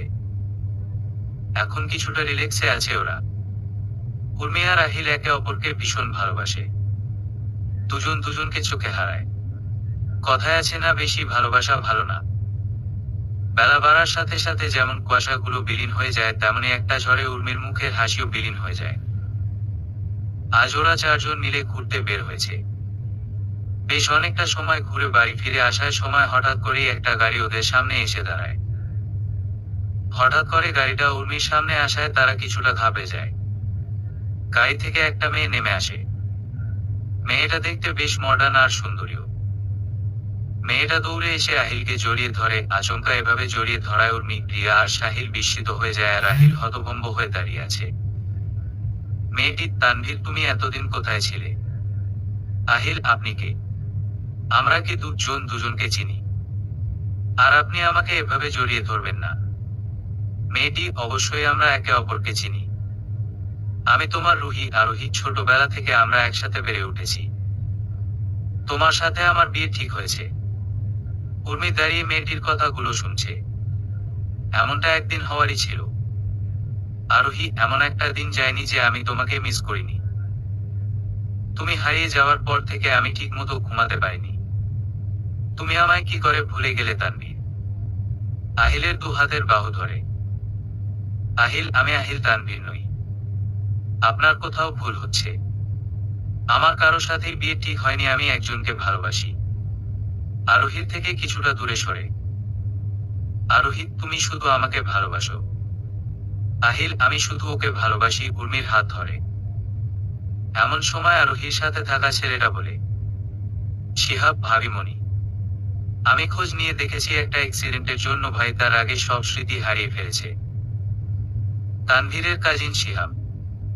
আরোহী, তানভীর, আমি তোমাকে শোরের বেস্ট ডক্টরকে দেখাবো, দেখবে তোমার সব আবার মনে পড়ে যাবে। এমনটা হওয়ারই ছিল। আমি কিভাবে ভুলে যেতে পারি যে আহিলেরও একটা অতীত আছে? কি করব আমি এখনো? ওকে কি আমি হারিয়ে ফেলবো? মনে মনে উর্মি সাহিলকে ইশারা করে আহিলকে যেন ওদের থেকে কিছুটা দূরে নিয়ে যায়। ক্ষমা করবেন, আমরা আপনাকে বিভ্রান্ত করতে চাই না, কিছু কথা বলতে চাই। আহিলকে আমরা রাস্তা পাই আহত অবস্থায়। যখন ওর পরিচয় আর ঠিকানা জানতে চায় তখন ও বলে যে ওর কিছুই মনে নেই। তখন থেকে আহিল আমাদের সাথে আছে। আরোহী, প্লিজ তানভীরের থেকে তুমি দূরে সরে যাও। কত টাকা চাই তোমার বলো, আমি দেব তোমাকে। তুমি জানো ওকে না পেয়ে আমাদের পরিবারের ওপর দিয়ে কি গেছে। আহিল আর আমি একে অপরকে ভালোবাসি। আরোহী, ওর নাম তানভীর। উর্মি, আমার কথা বোঝার চেষ্টা করো। তানভীর এখানে থাকতে পারে না। তুমি আর তানভীর দুজন আলাদা দুটো পৃথিবী। তানভীরের স্মৃতি মনে পড়ে গেলে ও তোমাকে চিরদিনের জন্য ভুলে যাবে। তোমাদের মাঝে যে কোনো সম্পর্ক ছিল সেটা ওর মনে থাকবে না, বলে সেখান থেকে চলে যায়। বাড়ি ফেরার পথে উর্মি আহিলের দিকে তাকিয়ে মনে মনে ভাবতে থাকে, আমাদের চলার পথ এতটুকুই ছিল। আহিল, আমাকে ক্ষমা করে দিও। আমি তোমাকে নিজের কাছে আটকে রাখতে চাই না। যখন তোমার সব স্মৃতি মনে পড়ে যাবে তখন আমি তোমার স্মৃতিতে কোথাও থাকবো না। অন্যদিকে আরোহী বাড়ি পৌঁছে মিসেস তারানাকে ডাকতেই শুরু করে দেয়। আরোহী, মাম্মাম, কোথায় তুমি? মিসেস তারানা, কি হয়েছে রে মা? আরোহী, মাম্মা, আমি তানভীরকে খুঁজে পেয়েছি। মিসেস তারানা, সত্যি বলছিস? কান্না করে, কোথায় আছে আমার ছেলেটা? আরোহী, কাল তোমাকে আমি নিয়ে যাব সেখানে। আমি দ্বিতীয়বার তানভীরকে হারাতে চাই না। যেন মাম্মাম, তানভীরের আগের কোনো স্মৃতি মনে নেই। ও এখন একটা মেয়েকে ভালোবাসে, চোখের জল মুছে। মিসেস তারানা ওর মাম্মামকেও ভুলে গেছে। কান্না করে। আরোহী, কাউকেই চিনতে পারছে না। আচ্ছা মাম্মাম, ওকে আমাকে কোনোদিন চিনতে পারবে না। আমাদের ভালোবাসা কি মিথ্যে হয়ে যাবে? মিসেস তারানা, তোদের দুজনকে আমি কখনো আলাদা হতে দেব না। আমি আমার ছেলেকে শহরের বেস্ট ডক্টর দেখাবো, দরকার পড়লে বিদেশ নিয়ে যাব। অন্যদিকে উর্মি তার রুমের বেলকনিতে দাঁড়িয়ে এক মনে আকাশের দিকে তাকিয়ে আছে। বিষণ্ণতা আজ তাকে পুরোপুরি গ্রাস করেছে। আহিলকে হারানোর ভয় তাকে শান্ত হতে দিচ্ছে না। রাতের খাবারটাও খায়নি। মিসেস অন্তরা বেশ কয়েকবার খাবার খাওয়ার জন্য ডেকে গেছেন। আহিলের সাথে কাটানোর মুহূর্তগুলো কথা ভাবছে আর নিঃশব্দে চোখে জল ফেলছে। তখনই মিসেস অন্তরা পেছনে থেকে উর্মিকে ডাক দেয়। উর্মি কিছু নড়েচড়ে আগের মতোই আকাশের দিকে তাকিয়ে থাকে। মিসেস অন্তরা, আমার মেয়েটার কি আজ মন খারাপ? মায়ের এমন কথা শুনে সে আর নিজেকে আটকে রাখতে পারেনি, মাকে জড়িয়ে ধরেই কান্না করে দেয়। মিসেস অন্তরা, কি হয়েছে মা, কাঁদছিস কেন? মেয়ে কান্না দেখে কিছুটা ঘাবড়ে যায়। আম্মু, আমি আহিলকে চিরদিনের জন্য হারিয়ে ফেলতে চলেছি, কান্না করে। মিসেস অন্তরা, কান্না বন্ধ করে বলতো কি হয়েছে? উর্মি মিসেস অন্তরাকে একে একে সব কথা বলে। মিসেস অন্তরা, আহিল এখন হয়তো ওর আগের স্মৃতিগুলো ভুলে গেছে, কিন্তু কিছুদিন পর তখন তো ও তোদের সাথে কাটানো স্মৃতিগুলো ভুলে যাবে।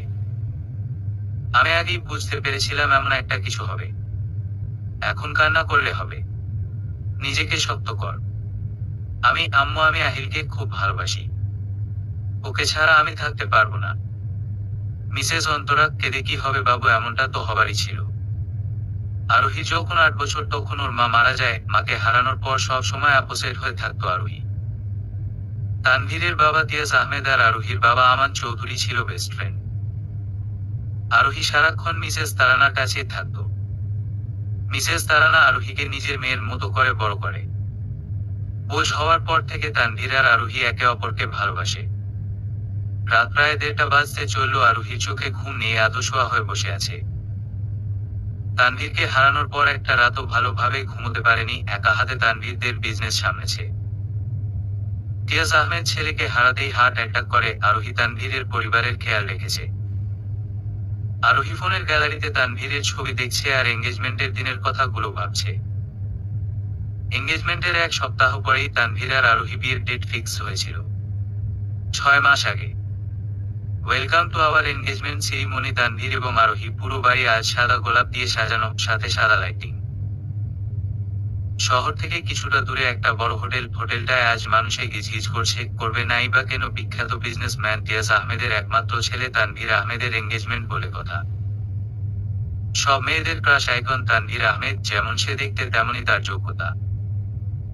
বিদেশ থেকেই গ্রাজুয়েশন কমপ্লিট করে আহমেদ ইন্ডাস্ট্রি এখন তানভীরই সামলায়। তানভীর আজ সাদা শার্ট, কালো প্যান্ট, কালো ব্লেজার, কালো শু পরেছে। হাতে ব্র্যান্ডেড ঘড়ি, সিল্কি ব্রাউন চুলগুলো স্পাইক করা, এক কথা ড্যাশিং লাগছে তাকে আজ। তানভীর আগে থেকে রেডি হয়ে আরোহীর রুমের সামনে গিয়ে নক করে ভিতরে যায়। আজ আরোহীকেও বেশ সুন্দর দেখাচ্ছে। সে আজ সাদা গাউন পরেছে, সাথে হালকা সাজ। কানে ছোট ডায়মন্ডের টপ, হাতে ডায়মন্ডের ব্রেসলেট আর মাথায় পাথরের ক্রাউন। এক কথায় কোনো সাদা পরীর মতো লাগছে তাকে। তানভীর আরোহীকে দেখে মুচকি হাসে। Tanvir, you are looking beautiful. Tanvir কথায় আরোহী লজ্জা মিশ্রিত হয়ে মুচকি হাসে। তানভীর, এনগেজমেন্ট রিংটা এখনো আনা হয়নি, আমি নিজে গিয়ে সেটা নিয়ে আসতে চাই। আরোহী, 1 ঘন্টা পরেই এনগেজমেন্টের অনুষ্ঠান শুরু হয়ে যাবে। তোমার পার্সোনাল অ্যাসিস্ট্যান্ট রেহানকে বলো নিয়ে আসতে। তানভীর, আমি অন্য কাউকে দিয়ে রিং আনতে দিতে পারবো না, আমি নিয়ে আসতে পারবো।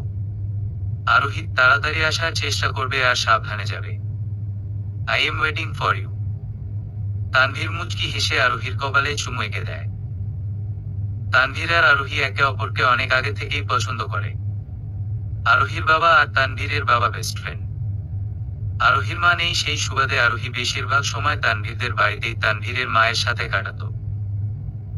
তানভীর রুম থেকে বেরিয়ে যাওয়ার পরপরই তানভীরের আম্মু তারানা আহমেদ আসে।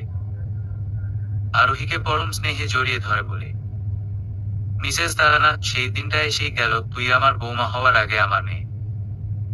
আরোহী, মামনি, আমি সব সময় তোমার মেয়েই থাকবো। মিসেস তারানা, আজ আমার মেয়েটাকে ভীষণ সুন্দর লাগছে। অন্যদিকে তানভীর শোরুম থেকে এনগেজমেন্ট রিং নিয়ে বেরিয়ে গেছে। তানভীর ড্রাইভ করা শুরু করতেই পেছনে থেকে আরেকটা গাড়ি তানভীরকে ফলো করা শুরু করে। তানভীর এক হাতে ড্রাইভ করছে আর এক হাতে রিং বক্সটা দিয়ে তাকিয়ে আছে। ড্রাইভিং করার মাঝেই হঠাৎ করে তানভীরের গাড়ির ব্রেক ফেল হয়ে যায়, যার ফলে তানভীর কোনো মতে গাড়িটি নিজের কন্ট্রোলে আনতে পারছে না। এমন সময় হঠাৎ করেই তানভীরের গাড়ির সামনে একটা ট্রাক এসে পড়ে। ঘটনাটি আকস্মিক হওয়ায় তানভীরের গাড়ি ছিটকে খাদে পড়ে যায়। মিসেস তারানা অনেকক্ষণ যাবৎ আরোহীর রুমে বসে থাকে। এনগেজমেন্টের অনুষ্ঠান কিছুক্ষণের মধ্যেই শুরু হয়ে যাবে, তাই তিয়াস আহমেদ আর রাহান চৌধুরী আরোহীর রুমে আসে। তিয়াস আহমেদ তার স্ত্রীকে উদ্দেশ্য করে বলে, তিয়াস আহমেদ, তানভীর কোথায়? মিসেস তারানা, এনগেজমেন্ট রিং নিয়ে আসতে গিয়েছে। কতবার বলেছিলাম অন্য কাউকে দিয়ে আনিয়ে নে, শুনলো না আমার কথা। তিয়াস আহমেদ, আচ্ছা, আমি কল দিয়ে দেখছি কোথায় আছে। আহান চৌধুরী, হুম, কল দে। তিয়াস আহমেদ, তানভীরের ফোন তো বন্ধ দেখাচ্ছে। এমন সময় কারো কল আসে। হ্যালো, কে বলছেন? অপর পাশ থেকে, আমি পুলিশ অফিসার মাহবুব আলম বলছিলাম। তিয়াস আহমেদ, হ্যাঁ বলুন। অফিসার, আসলে এখানে খাদের কাছে আপনাদের গাড়ি অ্যাক্সিডেন্ট হয়েছে। গাড়ির নেম প্লেট থেকে শনাক্ত করেছি। তিয়াস আহমেদ, কি বলছেন কি অফিসার? আমার ছেলে ঠিক আছে তো? অফিসার, আমরা গাড়ি আশেপাশে থেকে কাউকে খুঁজে পাইনি। তিয়াস আহমেদ, অফিসার, গাড়িতে আমার ছেলে ছিল। যে করেই হোক তাকে আপনার খুঁজে বের করুন। বুকে হাত দিয়ে।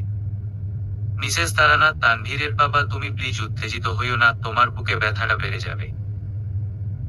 এদিকে প্রায় 12 ঘন্টা হয়ে গেছে, কিন্তু ঘটনাস্থল থেকে এখনো তানভীরকে খুঁজে পাওয়া যাচ্ছে না। পুরো জায়গাটা তন্ন করে খোঁজা হয়ে গেছে।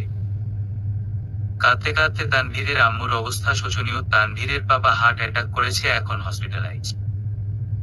তিয়াস আহমেদের কেবিনে আরোহী, মিসেস তারানা আর আমান চৌধুরী বসে রয়েছে। নার্স কিছুক্ষণ আগেই মেডিসিন দিয়ে গেছে। তিয়াস আহমেদ, পেয়েছো আমার ছেলেটাকে? অস্পষ্টভাবে। মিসেস, তোমার শরীর এখন অনেকটা ফুটবল। তুমি একটা ঘুমানোর চেষ্টা করো, এত দুশ্চিন্তা করো না। তিয়াস আহমেদ, তানভীর আমাদের একমাত্র ছেলে, ওকে খুঁজে পাওয়া যাচ্ছে না। আমি কিভাবে নিশ্চিন্তে থাকি? অস্পষ্টভাবে। আমান চৌধুরী, তুই একটু ঘুমানোর চেষ্টা কর। তানভীরকে তো খোঁজার চেষ্টা করছি, খুব তাড়াতাড়ি পেয়ে যাব। আরোহী আতশোয়া হয়ে তানভীরের কথাগুলো ভাবতে ভাবতে সেভাবেই ঘুমিয়ে পড়েছে। পরের দিন সকাল সকাল মিসেস তারানা আর আরোহী উর্মির বাড়িতে আসে। ওরা এসেই উর্মির সাথে কিছুটা রূঢ়ভাবে কথা বলে। মিসেস অন্তরার সামনে উর্মির সাথে রূঢ়ভাবে কথা বলছে, তবুও উর্মির বাড়ির সবাই ওদের সাথে স্বাভাবিক আচরণই করছে। মিসেস তারানা এবার শান্তভাবে বলে, মিসেস তারানা, উর্মিমা, দয়া করে আমার ছেলেকে আমার কাছে ফিরিয়ে দাও। তুমি জানো না তানভীরকে হারিয়ে আমাদের পরিবারের ওপর দিয়ে কি গেছে। তানভীরের বাবা হার্ট অ্যাটাক করেছিল অতিরিক্ত দুশ্চিন্তা করার জন্য। কান্না করে। মিসেস অন্তরা, মিসেস তারানা, আপনি শান্ত হন। আমরা অবশ্যই একটা পথ বের করব। আরোহী, তানভীর আমাদের চিনতে পারছে না আর আপনি বলছেন শান্ত হতে। কিভাবে শান্ত হব আন্টি? মিসেস তারানা, আপনাদের যত টাকা লাগে আমি দিয়ে দেব, প্লিজ আমার ছেলেকে আমাদের কাছে দিয়ে দিন। আনিসুল সাহেব, অনেক হয়েছে। কি বারবার আপনারা টাকা টাকা করছেন? আল্লাহর রহমতে আমাদের যথেষ্ট টাকা পয়সা আছে। আমরা আপনাদের মনে অবস্থা বুঝতে পারছি, তাই স্বাভাবিক আচরণই করছি। তাই বলে এভাবে আমাদের অপমান করতে পারেন না। মিসেস অন্তরা, আমরা আমাদের মেয়েকে সব সময় স্বাধীনতা দিয়েছি, আমরা জানি আমাদের মেয়ে কেমন। ওর চোখ থেকে কখনো আমরা এক ফোঁটা পানি পড়তে দেইনি। তবে দেখুন, আপনার ছেলের জন্যই আমাদের মেয়ের চায়ে থেকে পানি ঝরছে, এতে অবশ্য আমরা আপনার ছেলেরও কোনো দোষ দেব না। আপনারা চিন্তা করবেন না। আমি আগামীকালই তানভীর দিয়ে আসবো আপনাদের বাড়িতে। বলেই কান্না করতে করতে নিজের রুমে চলে গেল। উর্মির কথা শুনে মিসেস তারানা আর আরোহীও চলে যায়। ওদের যাওয়ার সাথে সাথেই অনন্ত কোচিং থেকে এসে বাড়িতে প্রবেশ করে। অনন্ত, আম্মু কারা এসেছিল? মিসেস অন্তরা, আহিলের বাড়ির লোক। কথাটা বলে মিসেস অন্তরা আর আনিসুল সাহেবও নিজেদের রুমে চলে যান। উর্মি আর তানভীর একটা লেকের সামনে পাশাপাশি দাঁড়িয়ে আছে। দুজনেই চুপচাপ দাঁড়িয়ে, কারো মুখে কোনো কথা নেই। আজ এ লেকের বাসাতেই তেমন কোনো মানুষ নেই। উর্মি নীরবতা ভেঙে তানভীরকে বলে, যেহেতু আহিলের পরিচয় সবাই জেনে গেছে, সেহেতু এখন থেকে তানভীর নামটাই উল্লেখ হবে। আজ সারাদিন আমার সাথে ঘুরবে। তানভীর ঘুম মুচকি হেসে। উর্মি তানভীরের হাত ধরে হাঁটছিল। সামনে একটা বাচ্চা মেয়ে ফুল বিক্রি করছে। তানভীর উর্মির জন্য বেলি ফুলের মালা আর দুটো লাল গোলাপ কিনে দিল। তানভীর বেলি ফুলের মালা হাতে পেঁচিয়ে একটা গোলাপ ফুল কানের পাশে গুজে দিল উর্মি। এই সুযোগে কয়েকটা সেলফি তুলে নিল উর্মি। হয়তো এটাই তানভীরের সাথে তার শেষ সময় কাটানো। সময়গুলো তো আটকে রাখতে পারবে না, তাই মুহূর্তগুলোকে ক্যামেরায় বন্দি করে রাখলো। গোলাপ ফুলটা হাতে নিয়ে আরেক হাত তানভীরের হাতের উপর রাখলো উর্মি। দুজন মিলে ফুচকা ঝালমুড়ি খেল। বেলা সে কখন গড়িয়ে গেছে সেদিকে কারোরই খেয়াল নেই। যেতেই যেতেই উর্মি তানভীরকে দাঁড় করালো আর বলল, তোমাকে আমার একটা সারপ্রাইজ দেওয়ার আছে। তানভীর, কি সারপ্রাইজ? বললে কি আর সারপ্রাইজ থাকবে বোকা? তারপর উর্মির হাতে থাকা স্কার্ফ দিয়ে তানভীরের চোখে বেঁধে দেয় আর বলে, ভয় পেও না, আমার চোখ দিয়ে তুমি দেখে দেখে যাবে। তারপর তানভীরের হাত একটা ট্যাক্সিতে বসে দুজন। প্রায় আধ ঘন্টা পর উর্মি তানভীরকে নিয়ে একটা বড় হসপিটালের সামনে আসে। উর্মি যেহেতু বলেছিল আজই তানভীর তার পরিবারের কাছে ফিরিয়ে দেবে, তার মিসেস তারানা ডক্টর সাথে কথা বলে আজই তানভীরের অপারেশনের ডেট ফিক্স করেছে। উর্মি তানভীরকে নিয়ে কেবিনের সামনে পৌঁছে গেছে। এখানে মিসেস তারানা, তিয়াস আহমেদ, আরোহী, আমান চৌধুরী একসাথে দাঁড়িয়ে আছে। রিয়া আর সাহিলও এখানে আছে। উর্মি যাতে নিজেকে শক্ত রাখতে পারে, তাই ওরা এসেছে উর্মিকে সাপোর্ট করতে। তানভীর, আমাকে কোথায় নিয়ে যাচ্ছ উর্মি? কখন দিবে সারপ্রাইজ? এই তো এক্ষুনি, কান্না আটকে। কথাটা বলেই উর্মি তানভীরের চোখ থেকে স্কার্ফটা খুলে ফেলে। তানভীর চারপাশে একবার চোখ বুলিয়ে দেখে এটা একটা হসপিটাল। তারপর উর্মিকে জিজ্ঞেস করে, তানভীর, এখানে আবার কিসের সারপ্রাইজ দেবে তুমি? ইনি হচ্ছেন তোমার মাম্মা, মিসেস তারানাকে দেখিয়ে, আর ইনি তোমার বাবা তিয়াস আহমেদকে দেখিয়ে। তানভীর, কি তুমি কাঁদছো কেন? আমি কান্না করছি না তো। তাড়াতাড়ি করে চোখে মুছে ফেলে। মিসেস তারানা আর তিয়াস আহমেদ এসেই তানভীরকে জড়িয়ে ধরে। তিয়াস আহমেদ, এতদিন কোথায় ছিলি বাবা তুই? আমরা তোকে কোথায় না খুঁজেছি। কান্না করে মিসেস তারানা। তানভীর, আমি তোর মাম্মা। আমাকে চিনতে পারছিস না বাবা? আমরা আজই তোর অপারেশন করাবো, তাহলে আবার তুই আমাদের চিনতে পারবি। তানভীর, অপারেশন করালে আমি উর্মিকে ভুলে যাব। না, আমি অপারেশন কিছুতেই করাবে না। মনে মনে, না, আমি অপারেশন করাবো না। চিৎকার করে বলে পাগলামি শুরু করে দেয় তানভীর। কোনো উপায় না পেয়ে ডক্টর একটা ঘুমের ইনজেকশন তানভীরের ঘাড়ে পুশ করে দেয়। কিছুক্ষণের মধ্যেই তানভীর ঘুমিয়ে পড়ে। রাত প্রায় 12টা বাজে। বাসায় ফেরার পর থেকে উর্মি আর কারো সাথে কোনো কথা বলেনি। খুব গভীর মনোযোগ দিয়ে উর্মি ডায়েরি লিখছে। উর্মি যখন খুব বেশি মন খারাপ থাকে তখন সে লিখতে বসে, তবে মন খারাপ ছাড়া উর্মি ডায়েরি লিখে বেশ পছন্দ করে। 10ম শ্রেণী থেকে সে এই ডায়েরিটা লেখা শুরু করেছে। লিখতে লিখতে টেবিলের উপর মাথা রেখে ঘুমিয়ে পড়ে উর্মি। সকালের রোদ চোখে মুখে পড়তেই ঘুম ভেঙে যায় উর্মির। ঘড়ির দিকে তাকিয়ে দেখে বেলা 11টা বাজে। হসপিটালের করিডোরে পেতে রাখা চেয়ার বসে চোখে জল ফেলছে উর্মি। ঘুম থেকে উঠে শাওয়ার নিয়ে নাস্তা না করেই বেরিয়ে এসেছিল উর্মির সাথে রিয়া। সাহিল আছেই। উর্মিকে কিছুতেই ওরা একা ছাড়তে চায় না। কিছুক্ষণ আগে উর্মি হসপিটালে এসে তানভীরের কেবিনের দিকে পা বাড়ায়। তানভীরের কেবিনে ওর পরিবারের সবাই উপস্থিত আছে। তানভীরের আগের সকল স্মৃতি ফিরে পেয়েছে, তবে উর্মির সাথে পরিচয় হওয়ার পরের সকল স্মৃতি তানভীর ভুলে গেছে চিরকালের মতো। আমি আহিল। উর্মির ডাক শুনে সবাই ওর দিকে তাকায়। তানভীরও উর্মির দিকেই তাকিয়ে আছে। রিয়া আর সাহিল ওর পেছনে দাঁড়িয়ে। আমি আহিল, তুমি ঠিক আছে? তানভীর আহিলকে। আর আপনিই বা কে? আমি তুমি। তানভীর, আপনার কোথাও ভুল হচ্ছে, আমার নাম তানভীর। কথাটা শোনা মাত্রই উর্মির চোখে থেকে জল গড়িয়ে পড়ল। আমি, তোমার কি সত্যি কিছুই মনে নেই? তুমি তো আমাকে ভালোবাসো, আমাকে চিনতে পারছো না? তানভীর, যদি আমরা একে অপরকে ভালোবেসেই থাকি তাহলে আমি কেন অনুভব করতে পারছি না? আমি শুধুমাত্র রুহিকেই আরোহী ভালোবাসি। প্লিজ আমাকে বিরক্ত করবেন না, চলে যান। আমি আহিল।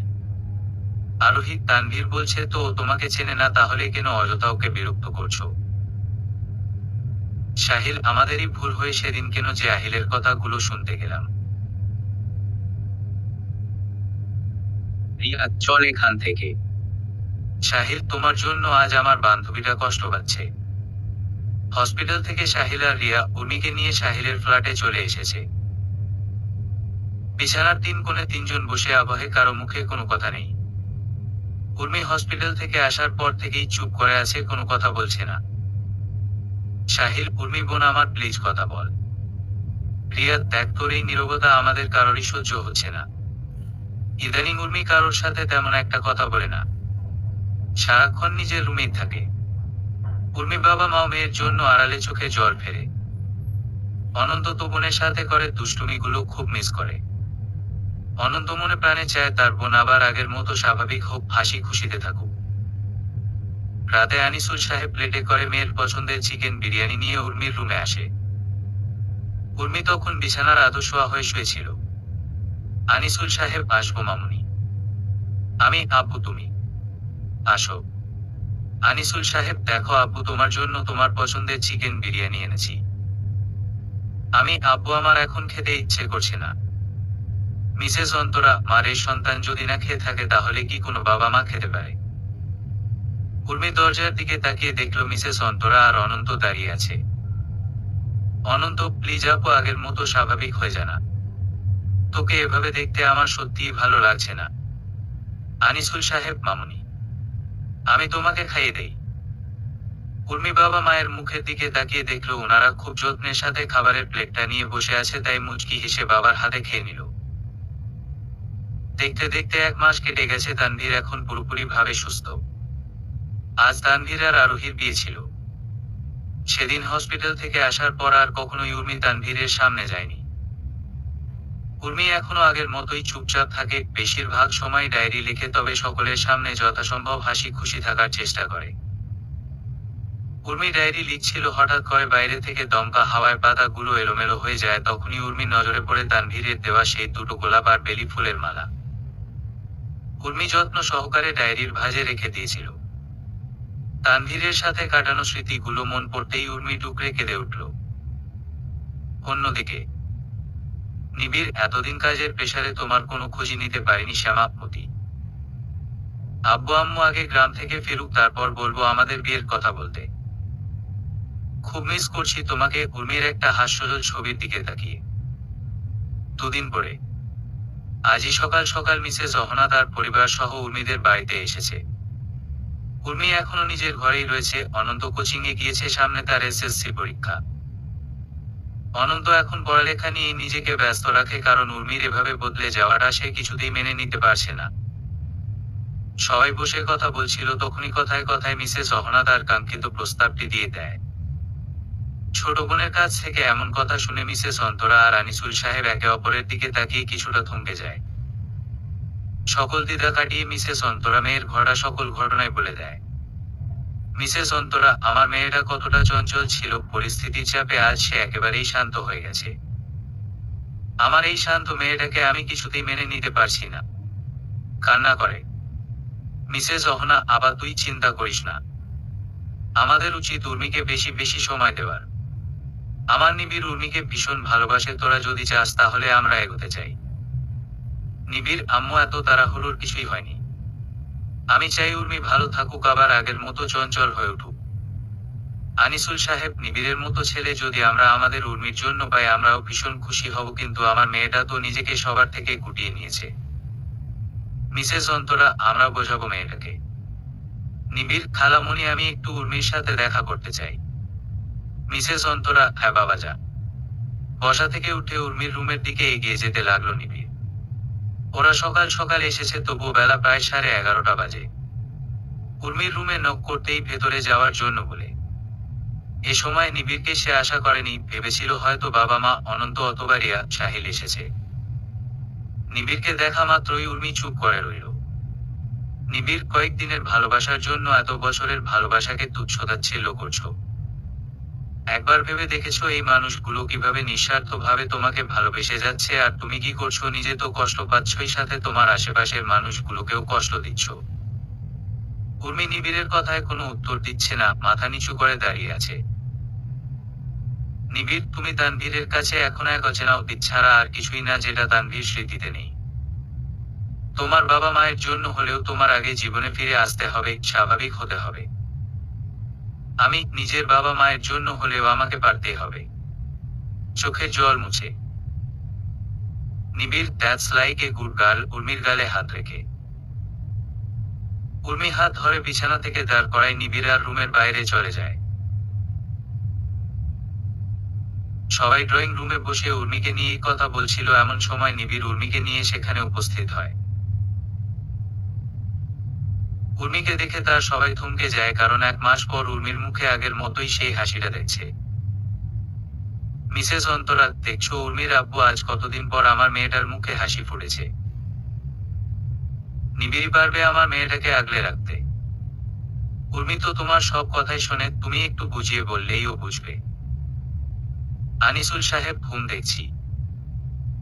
নিবিড় আর তার পরিবার বিকেলেই চলে গেছে। উর্মি বেকুনিতে থাকা কাঠগোলাপ গাছটার দিকে তাকিয়ে আছে, চাঁদের আলোতে গাছে ফুটে থাকা ফুলগুলো আবছা দেখা যাচ্ছে। কিছুদিন জেগে থাকাটা এখন উর্মি অভ্যেস হয়ে যাচ্ছে, কিছুতেই ঘুম আসছে। বেলকনি থেকে রুমে এসেই উর্মি অনন্তকে ডাক দেয়, বোনের ডাকের সাথে সাথে অনন্ত চলে আসে। আগে যখন উর্মির ঘুম আসতো না, তখন বেশিরভাগ সময় অনন্ত বোনের তেল দিয়ে চুল টেনে দিত। বাবা মায়ের ঘুম ভাঙাতে ইচ্ছা করতো না, তাই অনন্তই তেল দিয়ে দিত এবং খুশি মনেই দিত। আজও তাই হলো, উর্মি মেঝেতে বসেছে আর অনন্ত খাটে। অনন্ত, অনেকদিন পর তোর চুলে তেল দিয়ে দিচ্ছি। জানিস আমি আমার এই আপুটাকে খুব মিস করেছি। আচ্ছা, আমাদের ভালোবাসার কি কোনো মূল্য নেই তোর কাছে? কম ভালোবাসি আমরা তোকে? আমি তোদের খুব কষ্ট দিয়েছি আমি, তাই না? অনন্ত, দিয়েছিস তো। আর এমন করবি না। আমি আর করব না। ওদের কথার মাঝেই আনিসুল সাহেব উর্মির রুমে প্রবেশ করেন, সাথে মিসেস অন্তরাও আছেন। আনিসুল সাহেব, কি গল্প হচ্ছে দুই ভাই বোনের মধ্যে? মিসেস অন্তরা, সারাদিন তো দুটোর মধ্যে ছোট বড় যুদ্ধ লেগেই থাকে। আমি কোথাও ঘুরতে যেতে চাই, এই 4 দেয়ালের মাঝে বন্দি থাকতে থাকতে আমি হাঁপিয়ে গেছি। আনিসুল সাহেব, আমি গাড়ি সব ব্যবস্থা করে দিচ্ছি মা। মিসেস অন্তরা, মারে আর রাত জাগিস না, এখন ঘুমো। আমি তোর মাথায় হাত বুলিয়ে দিচ্ছি। উর্মি মেঝে থেকে উঠে বিছানায় শুয়ে পড়ে আর মিসেস অন্তরা মেয়ের মাথায় হাত বুলিয়ে দেয়। এক সময় উর্মিও ঘুমিয়ে পড়ে। অন্যদিকে নিবিড়, আমার অনেক আগেই উচিত ছিল তোমাকে মনের কথাগুলো বলে দেওয়া। আমি আগেই যদি বলে দিতাম তাহলে তোমার আমার সম্পর্কটা কিছুটা সহজ হতো। আমি তোমার থেকে কিছুদিনের জন্য দূরে গেলাম আর এত সব ঘটে গেল। যত যাই হয়ে যাক, আমি আছি তোমার পাশে সব সময়, তোমাকে কখনো আমি একা হতে দেব না। মনে মনে পাখির কিচিরমিচির শব্দে উর্মির ঘুম ভেঙে যায়। শব্দটা বেলকনি থেকেই আসছে। ফোন স্ক্রিনে তাকিয়ে দেখি 11:30 বাজতে চলল। এত বেলা হয়ে গেল তবুও কেউ ওকে ডেকে দিল না। অবশ্য কিছুদিন ধরে এমনটাই হচ্ছে, রাতে দেরি করে ঘুম আর সকালে দেরি করে ঘুম ভাঙা। উর্মি আলমোড়া ভেঙে শোয়া থেকে উঠে বসলো, হেঁটে গেল বেলকনির দিকে। আমি আম্মু, আম্মু চেঁচিয়ে। মিসেস অন্তরা, কি হয়েছে, চেঁচাচ্ছিস কেন? মেয়ের রুমে এসে। আমি, এগুলো কি? কোথা থেকে আসলো? খাজাতে আটকে রাখা এক জোড়া লাভবার্ডস দেখিয়ে। মিসেস অন্তরা, ওগুলো তো নিবিড় নিয়ে এসেছে তোর জন্য। আমি, আমার জন্য? মিসেস অন্তরা মুচকি হেসে। রিয়া, এত বেলা করে ঘুমলে হবে? ওঠ, আমরা আজ সারাদিন আড্ডা দেব, বিকেলে ঘুরতে বের হব। পেছনের দিকে তাকিয়ে দেখে রিয়া দরজার পাশে দাঁড়িয়ে আছে। দুই বান্ধবী মিলে রুমের মধ্যেই আড্ডা দিয়েছে। দুপুরের খাবার খেয়ে দুজনেই ড্রয়িং রুমে বসে হরর মুভি দেখেছে। দুজনেই খুব ভীতু প্রকৃতির, তবুও হরর মুভি দেখবে। ভয়ঙ্কর সিন দেখে একটু পরপরই দুজন দুজনকে জড়িয়ে ধরে চিৎকার লাগায়। মিসেস, এই তোরা চুপ করবি? এতই যখন ভয় পাস তাহলে হরর মুভি দেখছিস কেন? নিজের রুম থেকেই চেঁচিয়ে বললেন কথাটা। ওদের আর কি, যতক্ষণ না মুভি শেষ হয়েছে ততক্ষণই এমন করে চেঁচিয়েছে। মুভি শেষ হতেই রিয়া ঘড়ির দিকে তাকিয়ে দেখে 4টা বাজতে চলল। তারপর দুজনে রুমে চলে আসলো। রিয়া আগে ওয়াশরুমে গিয়ে ড্রেস চেঞ্জ করে আসে। আলমারি থেকে কালো গাউন নিয়ে উর্মিও ওয়াশরুমে দৌড় লাগায়। দুই বান্ধবী আজ কালো গাউন পরেছে। রিয়া আসার সময় ওর পোশাক সাথে করে নিয়ে এসেছিল। প্রায় 10 পর উর্মি ফ্রেশ হয়ে তৈরি হয়। রিয়া একটা রিক্সা নিয়ে দুজনে ভার্সিটির সামনে চলে যায়। সাহিল ফুচকার দোকানের সামনেই ছিল। ওরা প্ল্যান করেছে আজ সারা বিকেল হাঁটবে, ফুচকা আইসক্রিম খাবে, আড্ডা দেবে। রিয়া, আমি সাহিলের কথা বাড়িতে বলে দিয়েছি। প্রথমে বাবা মা একটু রাগ করেছিল, পরে ঠিক হয়ে গেছে। আমি, এত কিছু হয়ে গেল, আমি কিছুই জানি না। সাহিল, তুই তো আমাদের কারো সাথে কোনো কথা বলতি না। রিয়া, সাহিল আর আমি প্রতিদিনই তোদের বাড়িতে যেতাম। কয়েকদিন আগে আমাকে পাত্রপক্ষ দেখতে এসেছিল। আমি বিয়ে করব না বলায় তারা কারণ জানতে চায়, তখনই সাহিলের কথা বলি। ওদের কথা মাঝেই নিবিড়ের গাড়ি এসে ওদের সামনেই দাঁড় করাই। মিসেস অন্তরা নিবিড়কে কল করে বলেছিল উর্মি বাইরে বেরিয়েছে, উর্মিকে সাথে করে নিয়ে যেন বাড়িতে আসে। মিসেস অন্তরা চান নিবিড়ের সাথে যেন উর্মি একটু সহজ হতে পারে, আর নিবিড়ের সাথে উর্মির সাথে সময় কাটাতে পারে। নিবিড়, আমিও কি তোমাদের সাথে যোগ হতে পারি? আরে জি। রিয়া সাহিল একসঙ্গে। রিয়া, অবশ্যই ভাইয়া। ওরা দুজনই জানে নিবিড় উর্মিকে পছন্দ করে। বিয়ের প্রস্তাব যে দেওয়া হয়েছে এই কথাটাও মিসেস অন্তরা ওদের বলেছে, যাতে করে ওরা উর্মিকে বোঝাতে পারে বিষয়টা। আসলে প্ল্যানটা রিয়াই করেছিল। এই জায়গাটার লোকেশন মিসেস অন্তরাকে পাঠিয়ে দিয়েছিল কিছুক্ষণ আগেই। চারদিকে কাশফুলের ছড়াছড়ি, পাশেই একটা নদী বয়ে যাচ্ছে। নদীর পাড়ে বেশ কিছু নৌকা রয়েছে। রিয়া নিজের হাতে কয়েকটা কাশফুল নিয়ে উর্মিকে দিল আর সবাইকে উদ্দেশ্য করে বলল, রিয়া, আমরা সবাই এখন নৌকায় করে নদী ওপারে যাব। আমি, না রে, আমার ভালো লাগছে না। সাহিল, তা বললে তো চলবে না। তুই প্রতিজ্ঞাবদ্ধ যে কোনো কিছুতেই মন খারাপ করবি না। আগের মতোই হই হুল্লোড় করবি। আমি, ঠিক আছে। দুটো নৌকা নিয়েছে ওরা, একটায় রিয়া সাহিল আর একটায় উর্মি নিবিড়।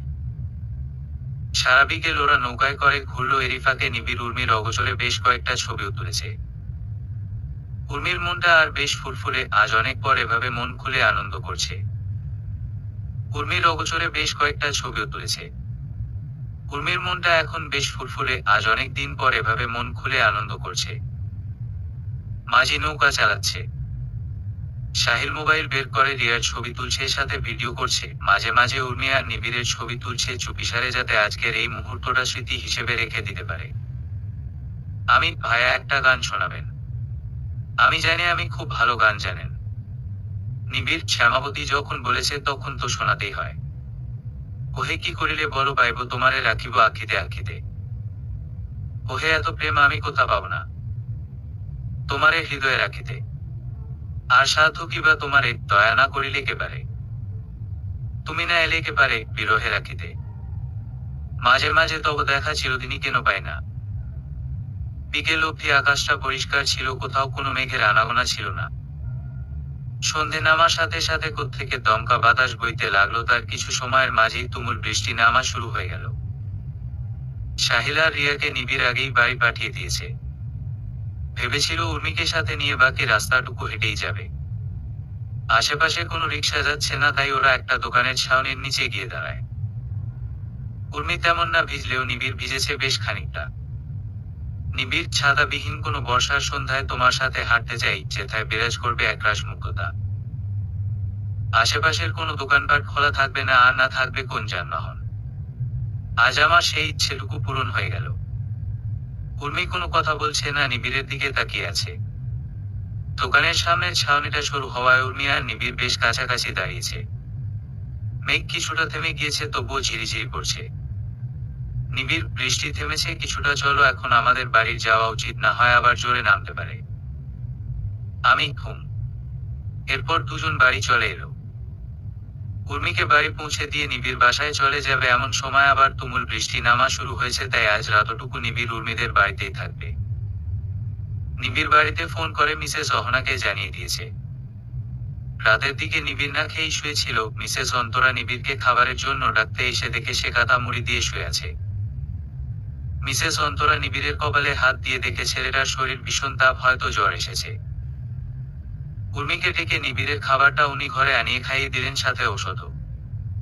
নিবিড়ের সাথে অনন্ত শুয়েছে যাতে রাতে কোনো সমস্যা না হয়। আজ সকাল সকাল উর্মির ঘুম ভেঙে যায়। বিছানা ছেড়ে উঠি ফ্রেশ হতে ওয়াশরুমে চলে যায়। ফ্রেশ হয়ে বের হতে উর্মির মনে হলো একবার নিবিড়কে দেখে আসা উচিত, জ্বর কমেছে কিনা।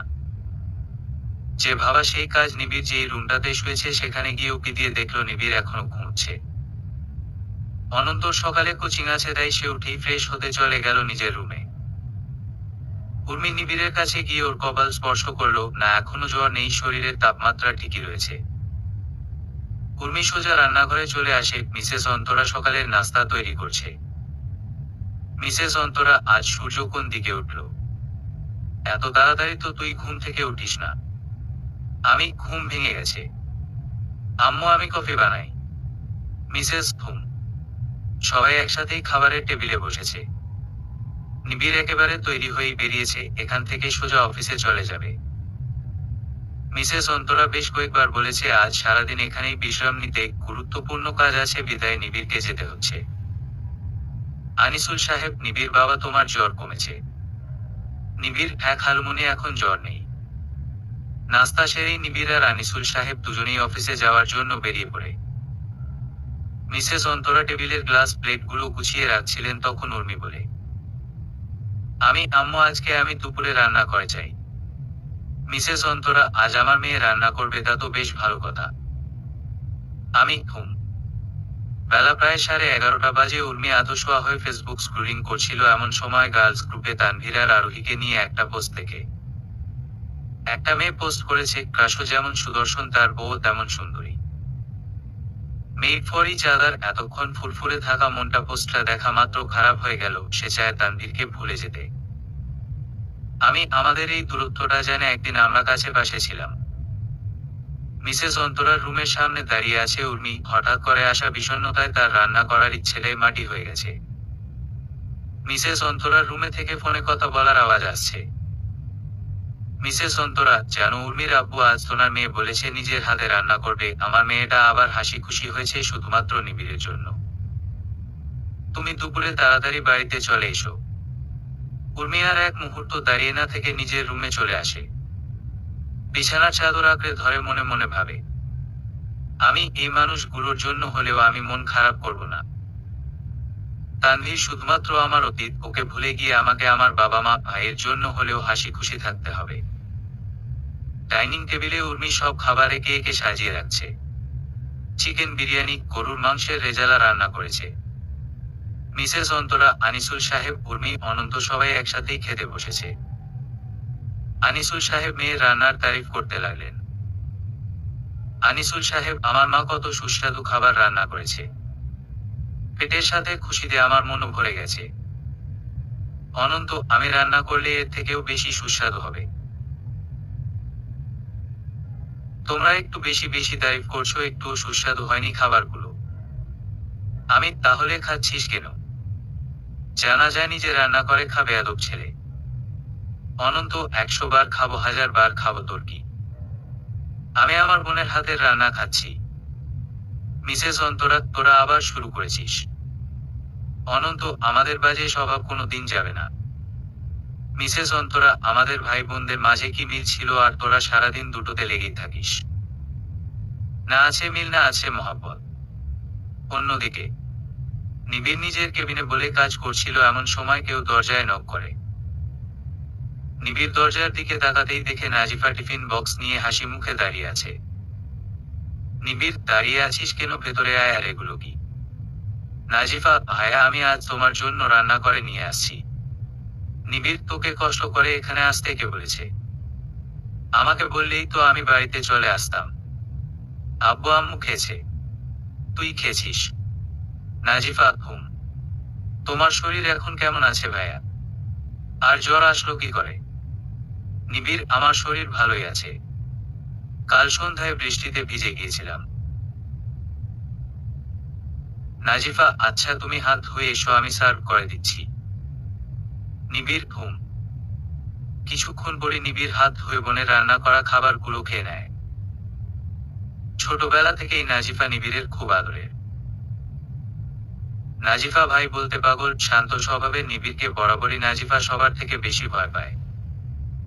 নিবিড় খুব যত্নে বোনকে ছোট থেকেই আগলে রেখেছে।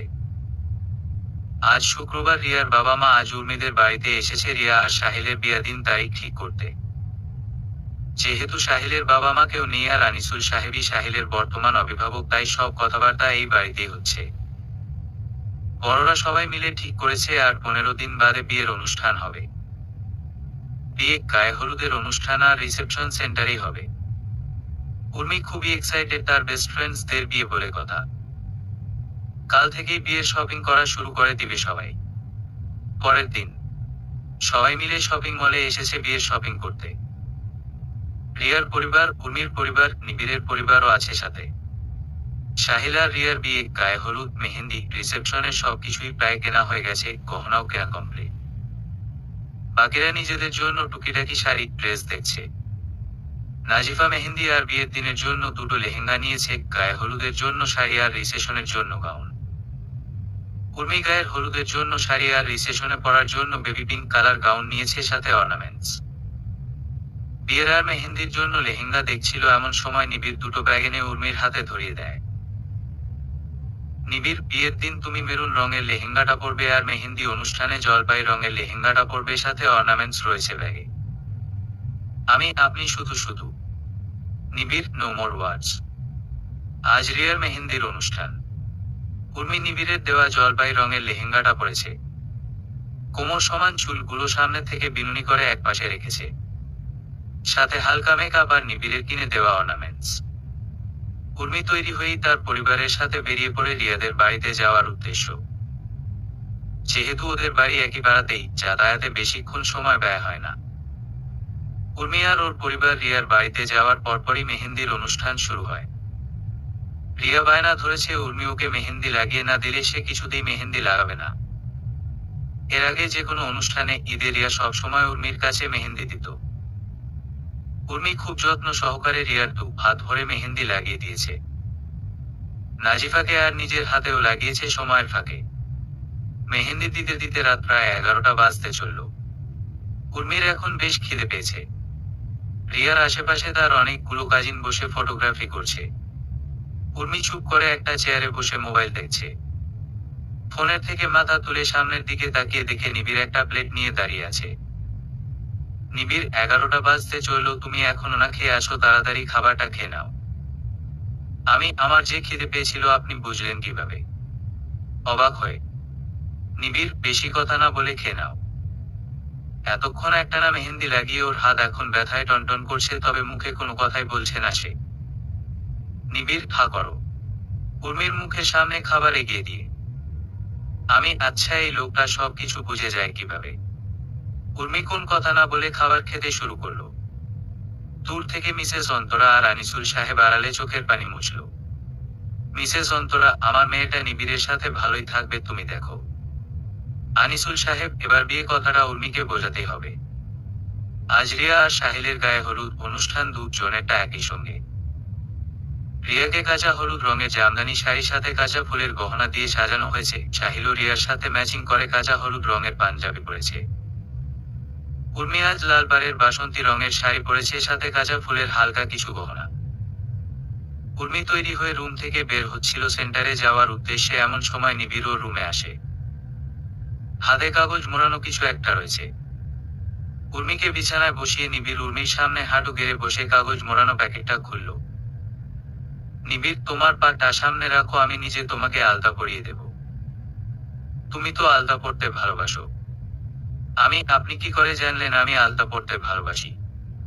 নিবিড়, তোমার জন্মের পর থেকে আমি তোমাকে চিনি। আমি জানি কখন তোমার কোন জিনিসটা পছন্দ হয়, শুধু একটা বিষয় নিয়ে আমি অবগত ছিলাম না।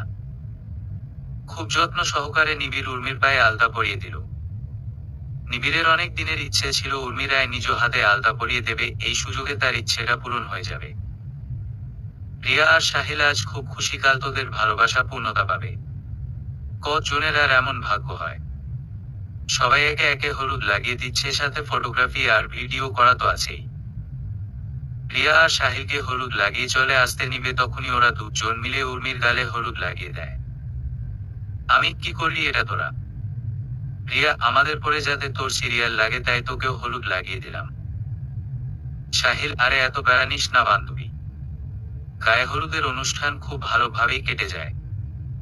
আজ রিয়া আর সাহিলের বিয়ে, পরিবেশটা অনেকটা জমজমাট আর হই হুল্লোড়ের মধ্যেই রয়েছে। বিয়ের সাজে রিয়ার থেকে কিছুতেই চোখ ফেরানো যাচ্ছে না। উর্মি আজ নিবিড়ের দেওয়া মেরুন রঙের লেহেঙ্গাটা পরেছে, উর্মির সাথে ম্যাচিং করে নিবিড়ও গোল্ডেন সুতোয় বাঁধা মেরুন রঙের পাঞ্জাবি পরেছে। নিবিড়কে আজ অন্যরকম লাগছে, যে কেউই প্রথম দেখায় প্রেমে পড়ে যেতে সক্ষম। দেখতে দেখতে বিয়ের সমস্ত কাজ সম্পন্ন হয়েছে, এখন বিদায়ের পালা। রিয়া তার বাবা মায়ের একমাত্র মেয়ে হওয়ায় মেয়েকে স্বামীর বাড়ি পাঠিয়ে দিচ্ছে বলে সবারই মন খারাপ। রিয়ার মা তো মেয়েকে জড়িয়ে ধরে কেঁদেই যাচ্ছে। শুধুমাত্র একজনের মন খারাপ নেই, সেই ব্যক্তিটা স্বয়ং রিয়া নিজেই। আগে প্রায়শই বলতো, আমার বিয়েতে আমি কান্না করব না, শুধু শুধু কান্না করে এত সুন্দর সাজ আমি নষ্ট করতে পারবো না। আজ তা দেখিয়েও দিচ্ছে সে। বিদায়ের সময় রিয়া তার মাকে সান্ত্বনা দিয়ে বলে গেছে, আরে আম্মু চিল, বিয়ে হয়ে গেছে বলে কি এত কাঁদতে হবে? আমি তো তোমাদের কাছেই থাকবো, যখন মন চাইবে চলে আসবে আমার কাছে। নিবিড়, আর যাই বলো তোমার বান্ধবী কিন্তু তোমার থেকেও বেশি বুদ্ধিমতী। বিয়ের সাজ নষ্ট হবে বলে কান্নাও করছে না। আমি বুদ্ধিমতী না চাই? ও আগে থেকেই বিয়ে পাগল। নিবিড়, হা হা হা। দেখতে দেখতে রিয়া আর সাহিল বিয়ের সকল কাজ খুব ভালোভাবেই সম্পন্ন হয়েছে। বেশ কিছুদিন পর দুপুরে খাওয়া দাওয়া শেষে উর্মি টেবিলে বসে উপন্যাসের বই পড়ছিল, এমন সময় আনিসুল সাহেব মেয়ের রুমে আসেন। উর্মি তার বাবার মুখে পানে কিছুক্ষণ চেয়ে থেকে দেখলো আনিসুল সাহেব কিছু একটা বলার জন্য উসখুস করছেন। বাবার এমন আচরণ দেখে উর্মি জিজ্ঞেস করল, আব্বু তুমি কি কিছু বলবে? আনিসুল সাহেব, তোমাকে আমার কিছু বলার আছে মামুনি। হ্যাঁ বলো। আনিসুল সাহেব, তোমাদের দুই ভাই বোনকে আমরা সবকিছুতেই স্বাধীনতা দিয়েছি। আমার সন্তানদের প্রতি আমার বিশ্বাস সর্বদা রয়েছে, আমার সন্তানরা কখনোই ভুল পথে চালিত হয়নি। একটা কথা মনে রাখবে, সবসময় বাবা মা কখনোই সন্তানের খারাপ চায় না। আজ আমি তোমার কাছে কিছু চাইবো, তুমি কি তা দেবে মামুনি? আমি আমার আব্বু আম্মুর জন্য সবকিছু করতে পারি। বলো আব্বু, তোমার কি চাই? আনিসুল সাহেব, আমি আর তোমার আম্মু চাইছি নিবিড়ের সাথে তোমার বিয়ে দিতে। নিবিড় যথেষ্ট ভদ্র, সুশীল আর সব দিক থেকে তোমার যোগ্য। তুমি তোমার মতামত দিলে আমরা এগোবো, আশা করি তুমি আমাকে ফিরিয়ে দেবে না মা। আব্বু, আমার কিছু সময় চাই। আনিসুল সাহেব, তোমার যত সময় লাগে তুমি নাও মামুনি। আমরা চাই আমাদের মেয়ে সুখে থাকুক। কথাটা বলেই আনিসুল সাহেব মেয়ের রুম থেকে চলে যান। বাবার চলে যাওয়ার পানে তাকিয়ে থেকে কিছু একটা ভাবতে লাগলো উর্মি। আমি আমার আব্বু আম্মুর সাথে কি খুব বেশি অন্যায় করে ফেলছি? তারা তো আমার ভালোর জন্যই ভাবছে। তানভীরকে ভুলে যেতে হলেও আমাকে আমার জীবনে এক ধাপ এগিয়ে যেতে হবে। অন্যদিকে মিসেস অন্তরা নিজের রুমে বসে রিয়ার সাথে কলে কথা বলছিলেন, তখনই আনিসুল সাহেব রুমে আসেন। মিসেস অন্তরা ইশারায় জানতে চায়, উর্মিকে বলেছো? কিছু কি বলল সে? আনিসুল সাহেব স্ত্রীর ইশারা বুঝতে পেরে মাথা ডানে বামে করলেন, যার অর্থ না। এবার মিসেস অন্তরা রিয়াকে বলে, মিসেস অন্তরা, শোন না রিয়া, তুই একটু মেয়েটাকে বুঝিয়ে বল না রে মা। রিয়া, আন্টি তুমি একদম চিন্তা করো না, আমি ওকে বুঝিয়ে বলবো। বিকেলে ওকে আমাদের ফ্ল্যাটে পাঠিয়ে দিও, বলবে আমি যেতে বলেছি। মিসেস অন্তরা, আমি এক্ষুনি গিয়ে বলছি। কল কেটে দিয়ে মিসেস অন্তরা তড়িঘড়ি করে মেয়ের রুমে গেলেন। গিয়ে দেখে মেয়ে তার গভীর চিন্তায় মগ্ন হয়ে রয়েছে। মেয়ের কাঁধে হাত রেখে বললেন, মিসেস অন্তরা, রিয়া আর সাহিল তোকে ওদের ফ্ল্যাটে যেতে বলেছে। আমি কেন? মিসেস, আমি কি জানি। আমি আচ্ছা যাচ্ছি। কিছুক্ষণ পরেই ফ্রেশ হয়ে চলে যায় রিয়ার সাথে দেখা করার জন্য। কলিং বেল চাপতেই সাথে সাথেই রিয়া গেট খুলে দেয়, যেন ওর জন্যই অপেক্ষা করছিল। উর্মিকে রুমে নিয়ে গিয়ে বসালো। সাহিল বাসায় নেই, একটা পার্ট টাইম জব করছে। রিয়া চটপট দুজনের জন্য মগ কফি আর নুডলস রান্না করে নিয়ে আসে। কিছুক্ষণ ভালো মন্দ কথা বলার পর রিয়া উর্মিকে বলে, রিয়া, আন্টি বলল আঙ্কেল নাকি তোর সাথে নিবিড় ভাইয়া বিয়ে ঠিক করতে চায়। তোর কি মতামত? আমি কি করব সেটা নিয়ে কনফিউশনে আছি। রিয়া, একবার মনের কথা শুনে কষ্ট পেয়েছিস, এখন না হয় আঙ্কেল আন্টির কথা শোন। নিবিড় ভাইয়া যথেষ্ট ভদ্র আর কেয়ারিং একটা ছেলে, দেখবি তোকে অনেক সুখে রাখবে। একদিন তুই নিজে থেকে বলবি আঙ্কেল আন্টি ঠিক কাজই করেছেন। কিন্তু আমি এখন বিয়ে করতে চাই না। রিয়া, অন্তত আঙ্কেল আন্টির কথা ভেবে রাজি হয়ে যা। উর্মি চুপ করে রিয়ার কথাগুলো শুনছে আর একটু একটু করে কফির মগে চুমুক দিচ্ছে। রিয়া, চুপ করে থাকাটাই কি তোর সম্মতির লক্ষণ হিসেবে ধরে নেব? আমি উর্মির হ্যাঁ সূচক মতামত পেয়ে খুশিতে রিয়া উর্মিকে জড়িয়ে ধরে। এমন সময় কেউ কলিং বেল চাপে। রিয়া উর্মিকে বসিয়ে গেট খুলতে চলে যায়। সাহিল দেখা মাত্রই রিয়া আনন্দের সাথে উর্মির মতো দেওয়ার কথাটা বলে দেয়। এই সুযোগে রিয়া মিসেস অন্তরার কাছেও খবর পৌঁছে দিয়েছে। মেয়ের হ্যাঁ সূচক উত্তর শুনে মিসেস অন্তরা আনন্দে দিশেহারা অবস্থা। এতক্ষণ রিয়ার চিল্লাপাল্লা উর্মি রুম থেকে ঠিকই শুনতে পেরেছে। কিছুক্ষণ পর সাহিল আর রিয়া দুজনেই রুমে চলে আসে। সাহিল উর্মিকে উদ্দেশ্য করে বলে, সাহিল, চোখে আমার বিয়েতে শেষমেশ রাজি হলো। কতদিন বিয়ে খায় না। শুরু হয়েছে নাটক। যেমন বউ তার তেমনই জামাই। পরের দিনই মিসেস অহনা পুরো পরিবার নিয়ে উর্মিদের বাড়িতে এসেছে। উর্মির সিদ্ধান্তে সবাই ভীষণ খুশি। বিয়ের দিন তারিখ ঠিক করা হয়েছে আর 1 মাস পর। রিয়া আর নাজিফা উর্মির সাথেই ওর রুমে বসে আছে। দুজনে প্ল্যান করছে উর্মির বিয়েতে কি করবে আর উর্মি চুপচাপ ওদের কথা শুনছে। নাজিফা তো এখন থেকে ভাবিমণি ডাকা শুরু করে দিয়েছে। বিয়েটা নিয়ে সবাই খুব এক্সাইটেড। বিকেলের দিকে সবাই চলে যায়। উর্মি ওর বাবা মানের রুমে এসেছে। মিসেস অন্তরা বসেছিলেন। হুট করে উর্মি মায়ের কোলে মাথা রেখে শুয়ে পড়ে। আনিসুল সাহেব তার স্ত্রীকে উদ্দেশ্য করে বললেন, আনিসুল সাহেব, বুঝলে অন্তু, আমাদের মেয়েটা এখনো সেই ছোট মেয়েটি আছে। আমি কোনোদিন তোমাদের কাছে ছোট হতে চাই না। বাবা মায়ের কাছে তার সন্তান কখনো বড় হয় নাকি? মিসেস অন্তরা, কে বলেছে আমাদের মেয়ে বড় হয়নি? 2 দিন পরই তো তার বিয়ে। তাহলে বিয়ে দিচ্ছ কেন? মিসেস অন্তরা, সব মেয়েকে একদিন বাবা মাকে ছেড়ে শ্বশুর বাড়ি চলে যেতে হয়। তবে আমি জানি আমার মেয়ে সেখানে খুব সুখে থাকবে। আমার মাথায় হাত বুলিয়ে দাও না আম্মু। মাথায় হাত বুলিয়ে দিতে দিতেই উর্মি মিসেস অন্তরার কোলেই ঘুমিয়ে পড়ে। কয়েকদিন আগেই অনন্তর পরীক্ষা শেষ হয়েছে। বোনের বিয়ে হয়ে যাবে শুনে তার বেশ মন খারাপ, তবে সে কাউকে তা বুঝতে দিচ্ছে না। উর্মির ঘুম ভাঙে সন্ধ্যে 7টায়। ঘুম থেকে উঠেই ফ্রেশ হয়ে নেয় সে। ড্রয়িং রুমের সোফায় বসে মোবাইল টিপছিল। হঠাৎ কি মনে করে যেন অনন্তকে ডাক দেয়।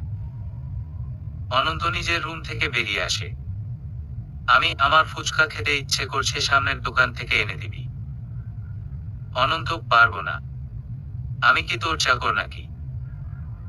এখনো আমার সাথে তর্ক করবি? কিছু একটা ভেবে কোনো কথা না বলেই অনন্ত আর একটু পর ফিরেও এলো। তারপর বাড়ি বাইরে কোথাও চলে গেল। উর্মি মনে মনে ভাবছে কি হলো ব্যাপারটা। মোবাইল টিপতেই বোর ফিল হচ্ছিল, তাই টিভি অন করে খটরকি খেলাটি দেখছিল বসে বসে। ছোটা উর্মি বেশ পছন্দের। প্রায় 20 মিনিট পর অনন্ত বাসায় আসে আর হাতে করে একটা প্যাকেট উর্মির সামনে দিয়ে বলে, অনন্ত, খেয়ে নে। আমি, তুই টাকা কোথায় পেলি? অনন্ত, তোর গোপন টাকাগুলো আমি চুরি করেছি। বেশি কথা না বলে খেয়ে নে। আমি, হুম, ধন্যবাদ ভাইউ। অনন্ত, হয়েছে, ভালোবাসা দেখাতে হবে না। পরের দিন সকালে ঘড়িতে প্রায় 7:30 বাজে। প্রিয়া বারবার কল দিচ্ছে আর উর্মি কল কেটে দিয়ে আবার ঘুমিয়ে যাচ্ছে। কিছুক্ষণ পর রিয়া নিজেই এসে ওয়াশরুম থেকে এক মগ পানি এনে উর্মির শরীরে ঢেলে দেয়। হঠাৎ করে শরীরে পানি পড়ায় উর্মি তাড়াতাড়ি উঠে বসে আশপাশ পর্যবেক্ষণ না করেই বলে ওঠে, আম্মু, আমাদের বাড়ির ছাদ ফুটো হয়ে গেছে গো। আব্বুকে বলো তাড়াতাড়ি মিস্ত্রি ডেকে এনে ঠিক করাতে। চোখ বন্ধ করে। রিয়া, একবার চোখ মেলে তাকিয়ে দেখ, তোর বাড়ির ছাদ ফুটো হয়নি, পানিটা তোর শরীরে ইচ্ছাকৃত ভাবে দিয়েছি। সেই কখন থেকে কল দিয়ে যাচ্ছি, বারবার কল কেটে দিচ্ছিলি কেন? একদম মিথ্যে বলবি না। তুই কখন কল দিয়েছিস? রিয়া, দেখ ওর ফোনটা দেখিয়ে। এত সকালে ফোন দিয়েছিলি কেন? রিয়া, সামনে তোর বিয়ে, আমাকে ফিট থাকতে হবে না, তাই এক্সারসাইজ করব, সামনে লেকটাতে প্রতিদিন হাঁটতে বের হব। উঠো তাড়াতাড়ি, ফ্রেশ হয়ে আয়। বিয়ে আমার আর তুই ফিট হবি মোটি। আমি এত হাঁটতে পারবো না। রিয়া, উঠতে বলেছি, উঠো। আন্টিকে ডাকবো। উঠছি। ধুর, ভাল লাগে না? বিরক্ত হয়ে নিবিড় উর্মিকে নিয়ে আজ বাইরে বেরিয়েছে, কিন্তু সাথে করে গাড়ি নিয়ে আসেনি। আজ নিবিড় উর্মিকে নিয়ে রিক্সা নিয়ে ঘুরবে। রিক্সায় উর্মি নিবিড়ের থেকে কিছুটা সরে বসেছে, পাশাপাশি বসতে উর্মির কিছুটা অস্বস্তি হচ্ছে। দুজনেই রিক্সা করে একটা পার্কের সামনে আসে।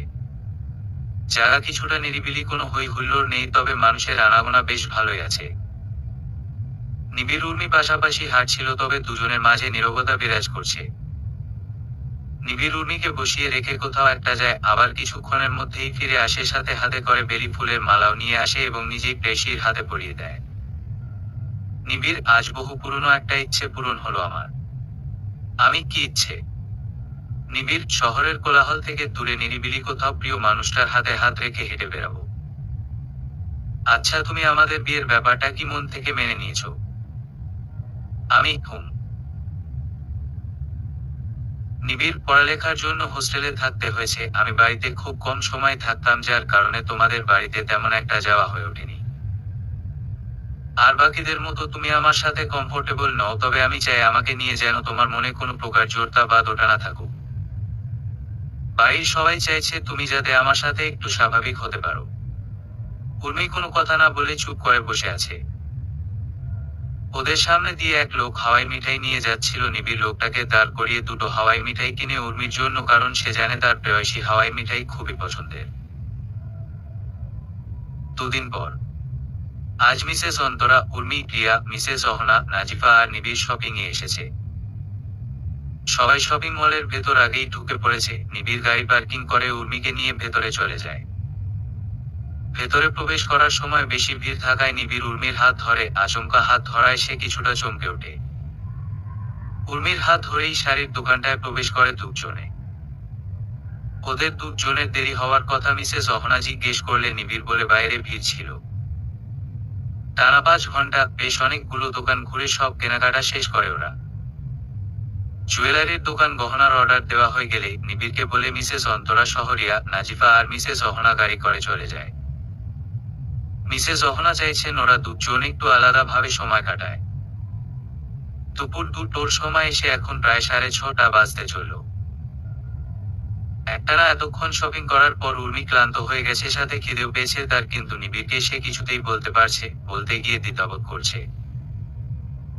বিকেল গড়িয়ে সন্ধে হবার পথে গাড়ি করে কিছু দূর যাওয়ার পর নিবিড় উর্মিকে নিয়ে একটা রেস্টুরেন্টে যায় এবং উর্মির পছন্দ অনুযায়ী খাবার অর্ডার করে। ওয়েটার খাবার দিয়ে যাওয়ার পর উর্মি কোনো কথা না বলে খেতে শুরু করে আর নিবিড়কেও বলে খেয়ে নিতে। তারপর দুজনে বাড়ি ফেরার উদ্দেশ্য বের হয়। নিবিড় উর্মিকে ওদের বাড়ির সামনে এসে নামিয়ে দেয়। উর্মি বাড়ির দিকে কিছু দূর এগিয়ে গিয়ে আবার নিবিড়ের গড়ির সামনে আসে আর বলে, বাড়ির ভেতরে আসুন। নিবিড়, না আজ খুব ক্লান্ত লাগছে, অন্য সময় আসবো। তুমি যাওয়ার গিয়ে রেস্ট নেবে কেমন? আমি, লোকটা আমার কথা এতটা ভাবে তখন না বলতেই বুঝে গেল যে আমার খিদে পেয়েছে। নিবিড়ের দিকে তাকিয়ে মনে মনে ভাবছিল, নিবিড়, উর্মি শুনতে পারছো আমার কথা? আমি, ঘুম। কথাটা বলেই উর্মি আবার বাসার গেটের দিকে এগিয়ে গেল, একটু পেছনে ফিরে তাকিয়ে বাসায় চলে গেল। আর নিবিড়ও উর্মির যাওয়ার পানে কিছুক্ষণ তাকিয়ে থেকে গাড়ি ড্রাইভ করে সেখান থেকে চলে গেল। উর্মি বাড়িতে আসতেই মিসেস অন্তরা মেয়েকে উদ্দেশ্য করে বলে, মিসেস অন্তরা, নিবিড় আসলো না? আমি বলছিলাম, উনি নাকি খুব ক্লান্ত তাই বাড়ি চলে গেছে। মাঝরাত অবধি দুজনের মধ্যে ফোনালাপ চলেছে, বেলা 10টা বাজতে চললো, এখনো উর্মি ঘুমছে। এই নিয়ে মিসেস অন্তরা বেশ কয়েকবার মেয়েকে ডেকে গেছেন। ইদানিং উর্মির ভালোই লাগে নিবিড়ের সাথে কথা বলতে, সময় কাটাতে। কথা আগে উর্মি মনে করত লোকটা ভীষণ গম্ভীর আর ইগো অনেক, তার এই ধারণাকে ভুল প্রমাণ করেছে নিবিড়। দুজনের মাঝে বেশ ভালো একটা বন্ধুত্বপূর্ণ সম্পর্ক তৈরি হয়েছে। নিবিড় বেশ হাসি খুশি প্রাণোচ্ছল একটা ছেলে। মোবাইল ভাইব্রেশনের কারণে উর্মির ঘুমের ব্যাঘাত ঘটল। পিটপিট চোখে মোবাইলটা হাতে নিয়ে দেখল রিয়া কল করছে। মোবাইলটা রেখে পাশ ফিরতেই রিয়াকে উর্মির বিছানার ওপর প্রান্তে বসে থাকতে দেখা গেল। আমি, এভাবে ভূতের মতো বসে আছিস কেন? ভয় পাই তো। রিয়া, সারারাত প্রেমালাপ করে দিন বেলায় ঘুমানো হচ্ছে। তোর এত বড় সাহস, তুই আমাকে ভূত বললি? দেখ তোর আমি কি করি, তাড়াতাড়ি উঠে ফ্রেশ হয়ে আয়। উর্মিকে সাদা ভূতের মতো করে মুখে কিছু একটার পেস্ট লাগিয়ে ফ্যানের নিচে বসিয়ে রেখেছে রিয়া। রিয়ার এখানে আসার মূলত একটাই উদ্দেশ্য, আজকে থেকে উর্মির রূপচর্চার সব দায়ভার তার উপর দিয়েছেন মিসেস অন্তরা।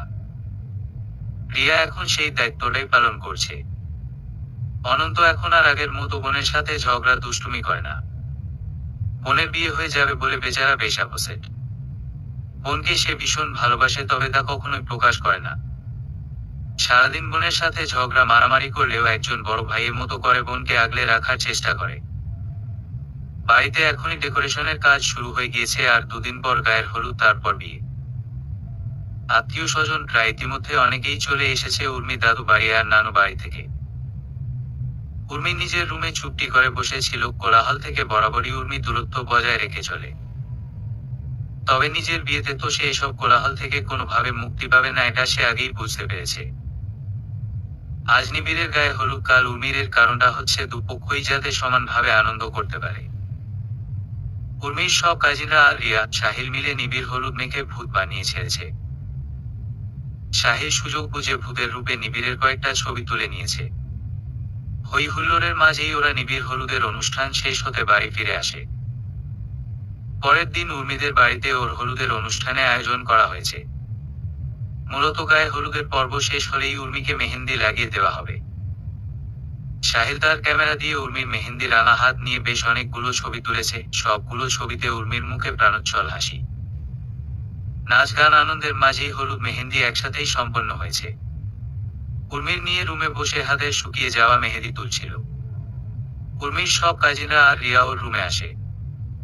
রিয়া, আরে তোর মেহেদির রং তো দেখছি হেব্বি করা এসেছে। আমি, তো কি হয়েছে? সারিয়া, তুই জানিস না যার মেহেদির রং যত গাঢ় তার বর তাকে তত বেশি ভালোবাসে। নিবিড় ভাইয়া তোকে খুব ভালোবাসবে, দেখে নিস। আমি, এইসব আজগুবি কথা রাখো তো আপু। আশা, আপুর তোলা ছবিগুলো জিজুর কাছে পাঠিয়ে দাও। রিয়া আপু। রিয়া, ঘুম দিচ্ছি। অন্যদিকে নিবিড় তার রুমের বেকনিতে রাখা চেয়ারে বসেছিল, এমন সময় নিবিড়ের ফোনে নোটিফিকেশন আসে। সে চেক করে দেখে রিয়া এসএমএস পাঠিয়েছে, সাথে লেখা আছে, আপনার বউ। বউ কথাটা মনের মধ্যে আওড়াতেই তার মুখে এক চিলতে হাসি ফুটে ওঠে। গোল্ডেন সুতোয় বাঁধা লাল বেনারসি শাড়ি পরে উর্মি বউ সেজে বসে আছে। নববধূ বেশে আজ উর্মিকে অপশরীর থেকে কম লাগছে না। বরযাত্রীরা সবাই চলে এসেছে। উর্মির সব কাজিনরা নিবিড়ের সাথে হাসি মস্করা করছে।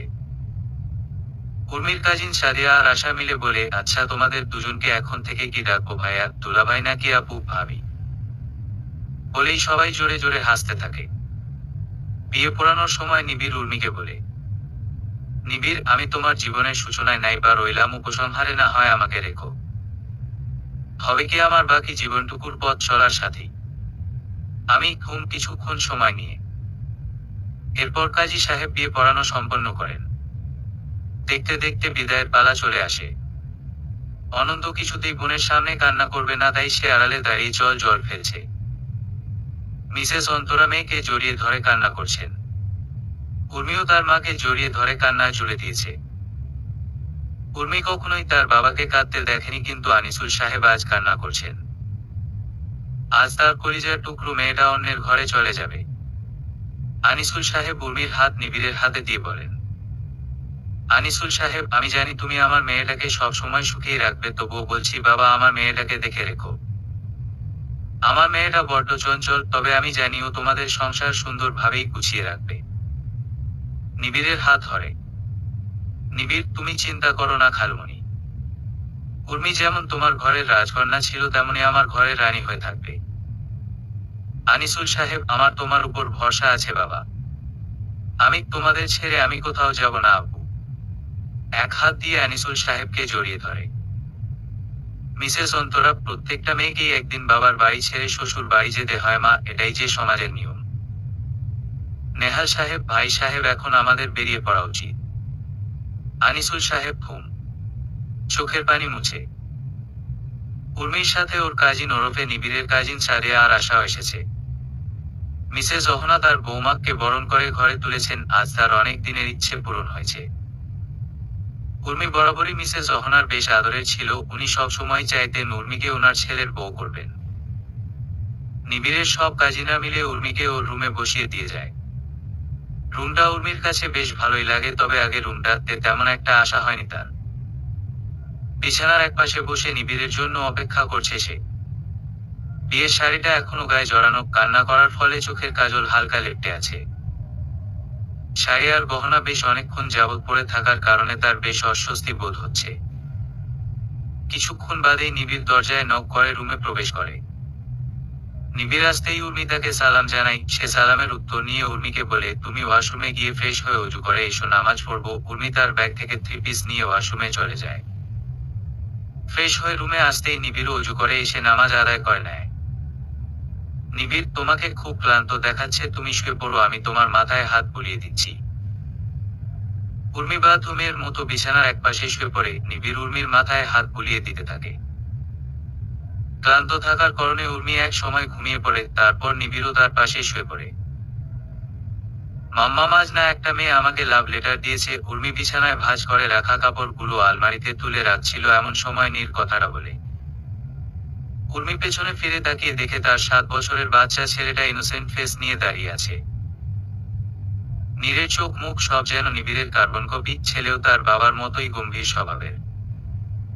পরিবারের মানুষজন ছাড়া বাইরের কারোর সাথেই তেমন একটা কথা বলে না। নীর পরিবারের সবার বেশ আদরের, দেখতে একদম চকলেট বয়। হাসলে উর্মির মতোই গালে টোল পড়ে। সবেমাত্র সে ক্লাস 2-তে পড়ে, তবে আর নতুন কিছু না কিছুদিন পর পরই ছেলের কাছ থেকে উর্মি এমন কথা শুনে, কিন্তু সে বুঝে পায় না এতটুকু ছেলেকে কেউ চিঠি দেবে ভাবা যায়। নিবিড় দরজার সামনে দাঁড়িয়ে থেকে ছেলের কথাগুলো শুনে এক প্রকার জোরে হেসে দেয় আর বলে, নিবিড়, এই না হলে বাপ কা বেটা। উর্মি চোখ রাঙিয়ে নিবিড়ের দিকে তাকায়। নীর, বাবা, আমি তোমার আর মাম্মামের সাথে ঘুরতে যাব। আমি পড়া বাদ দিয়ে ঘুরতে বের হওয়া চলবে না। নীর, মাম্মাম পরে বেশি করে পড়ে নেব প্লিজ। নিবিড়, আমার বাবা যখন বলেছে ঘুরতে বের হবে, তখন তো যেতেই হবে। আমি ছেলেকে আরো মাথায় তুলুন। বিকেলে নীরকে নিয়ে ওরা একটা পার্কে ঘুরতে আসে। আজও নিবিড় উর্মিকে আর নীর একটা জায়গায় বসিয়ে দিয়ে কোথাও যায়, আবার মিনিট 5 পর ফিরে আসে হাতে বেলি ফুলের মালা নিয়ে। প্রায়শই নিবিড় কোথাও ঘুরতে বের হলে উর্মির জন্য বেলি ফুলের মালা কিনে নিজ হাতে তার প্রিয়তমার হাতে পরিয়ে দেয়। সন্ধে প্রায় ঘনিয়ে আসছে। নিবিড় স্ত্রী সন্তান নিয়ে পার্ক থেকে বেরিয়ে আসতে নিলেই পেছনে থেকে কেউ উর্মি বলে ডাক দেয়। ওরা পেছনে তাকিয়ে দেখে আরোহী আর তানভীর দাঁড়িয়ে ওদের হাত ধরে 8-9 বছরের মেয়ে রয়েছে। উর্মি চলে আসতে নিলেই আরোহী পেছনে থেকে বলে, আরোহী, তুমি আমাদের উপর এখনো রেগে আছো? উর্মি, আমি না। আপনাদের উপর রাগ করব কেন? আরোহী, তোমার সাথে অনেকবার খারাপ ব্যবহার করেছি। আসলে ডক্টর বলেছিল তানভীরের কোনোদিনই তোমাদের সাথে থাকাকালীন কোনো স্মৃতি ফিরে আসবে না, আর আমরা চাইছিলাম না ওর মাথায় কোনো প্রেশার পড়ুক। আমি ওগুলো কিছুই মনে রাখি নি, আর আল্লাহ যা করেন ভালোর জন্যই করেন। উনি আমার স্বামী নিবিড়, আর এই আমার ছেলে নীর। আমি আমার স্বামী সন্তান নিয়ে সুখে আছি। অতীতের কোনো কিছুই আমি মনে রাখতে চাই না, আমার বর্তমান আর ভবিষ্যৎ শুধুমাত্র এই দুজনকে নিয়েই। নিবিড় আর নিবিড়ের কোলে থাকা নীরকে দেখিয়ে তানভীর নিবিড়ের সাথে হাত মিলায়। আরোহী, এই আমাদের মেয়ে তোহা। মেয়েটা একদমই তানভীরের মতো হয়েছে। তানভীর, সরি উর্মি, আমি তোমার সাথে খুব খারাপ ব্যবহার করেছি। পূর্বের কোনো কিছুই আমার মনে নেই। It's okay. রাতে উর্মি নীরকে ঘুম পাড়িয়ে বেকনিতে দাঁড়িয়েছিল, এমন সময় নিবিড় তার প্রেয়সীকে পেছনে থেকে জড়িয়ে ধরে আর বলে, আজকে আমার শ্যামা পতির মন খারাপ। উহু। উর্মিকে ছেড়ে দিয়ে সামনে এসে দাঁড়ায় নিবিড়।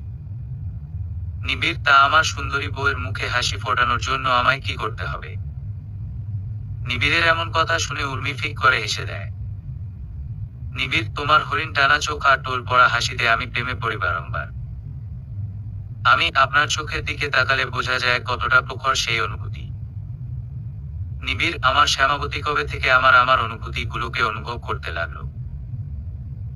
যেদিন থেকে এই গম্ভীর ওরফে প্রাণোচ্ছল মানুষরা ভালোবেসে ফেলেছি, বলে নিবিড়ের বুকে মাথা রাখে।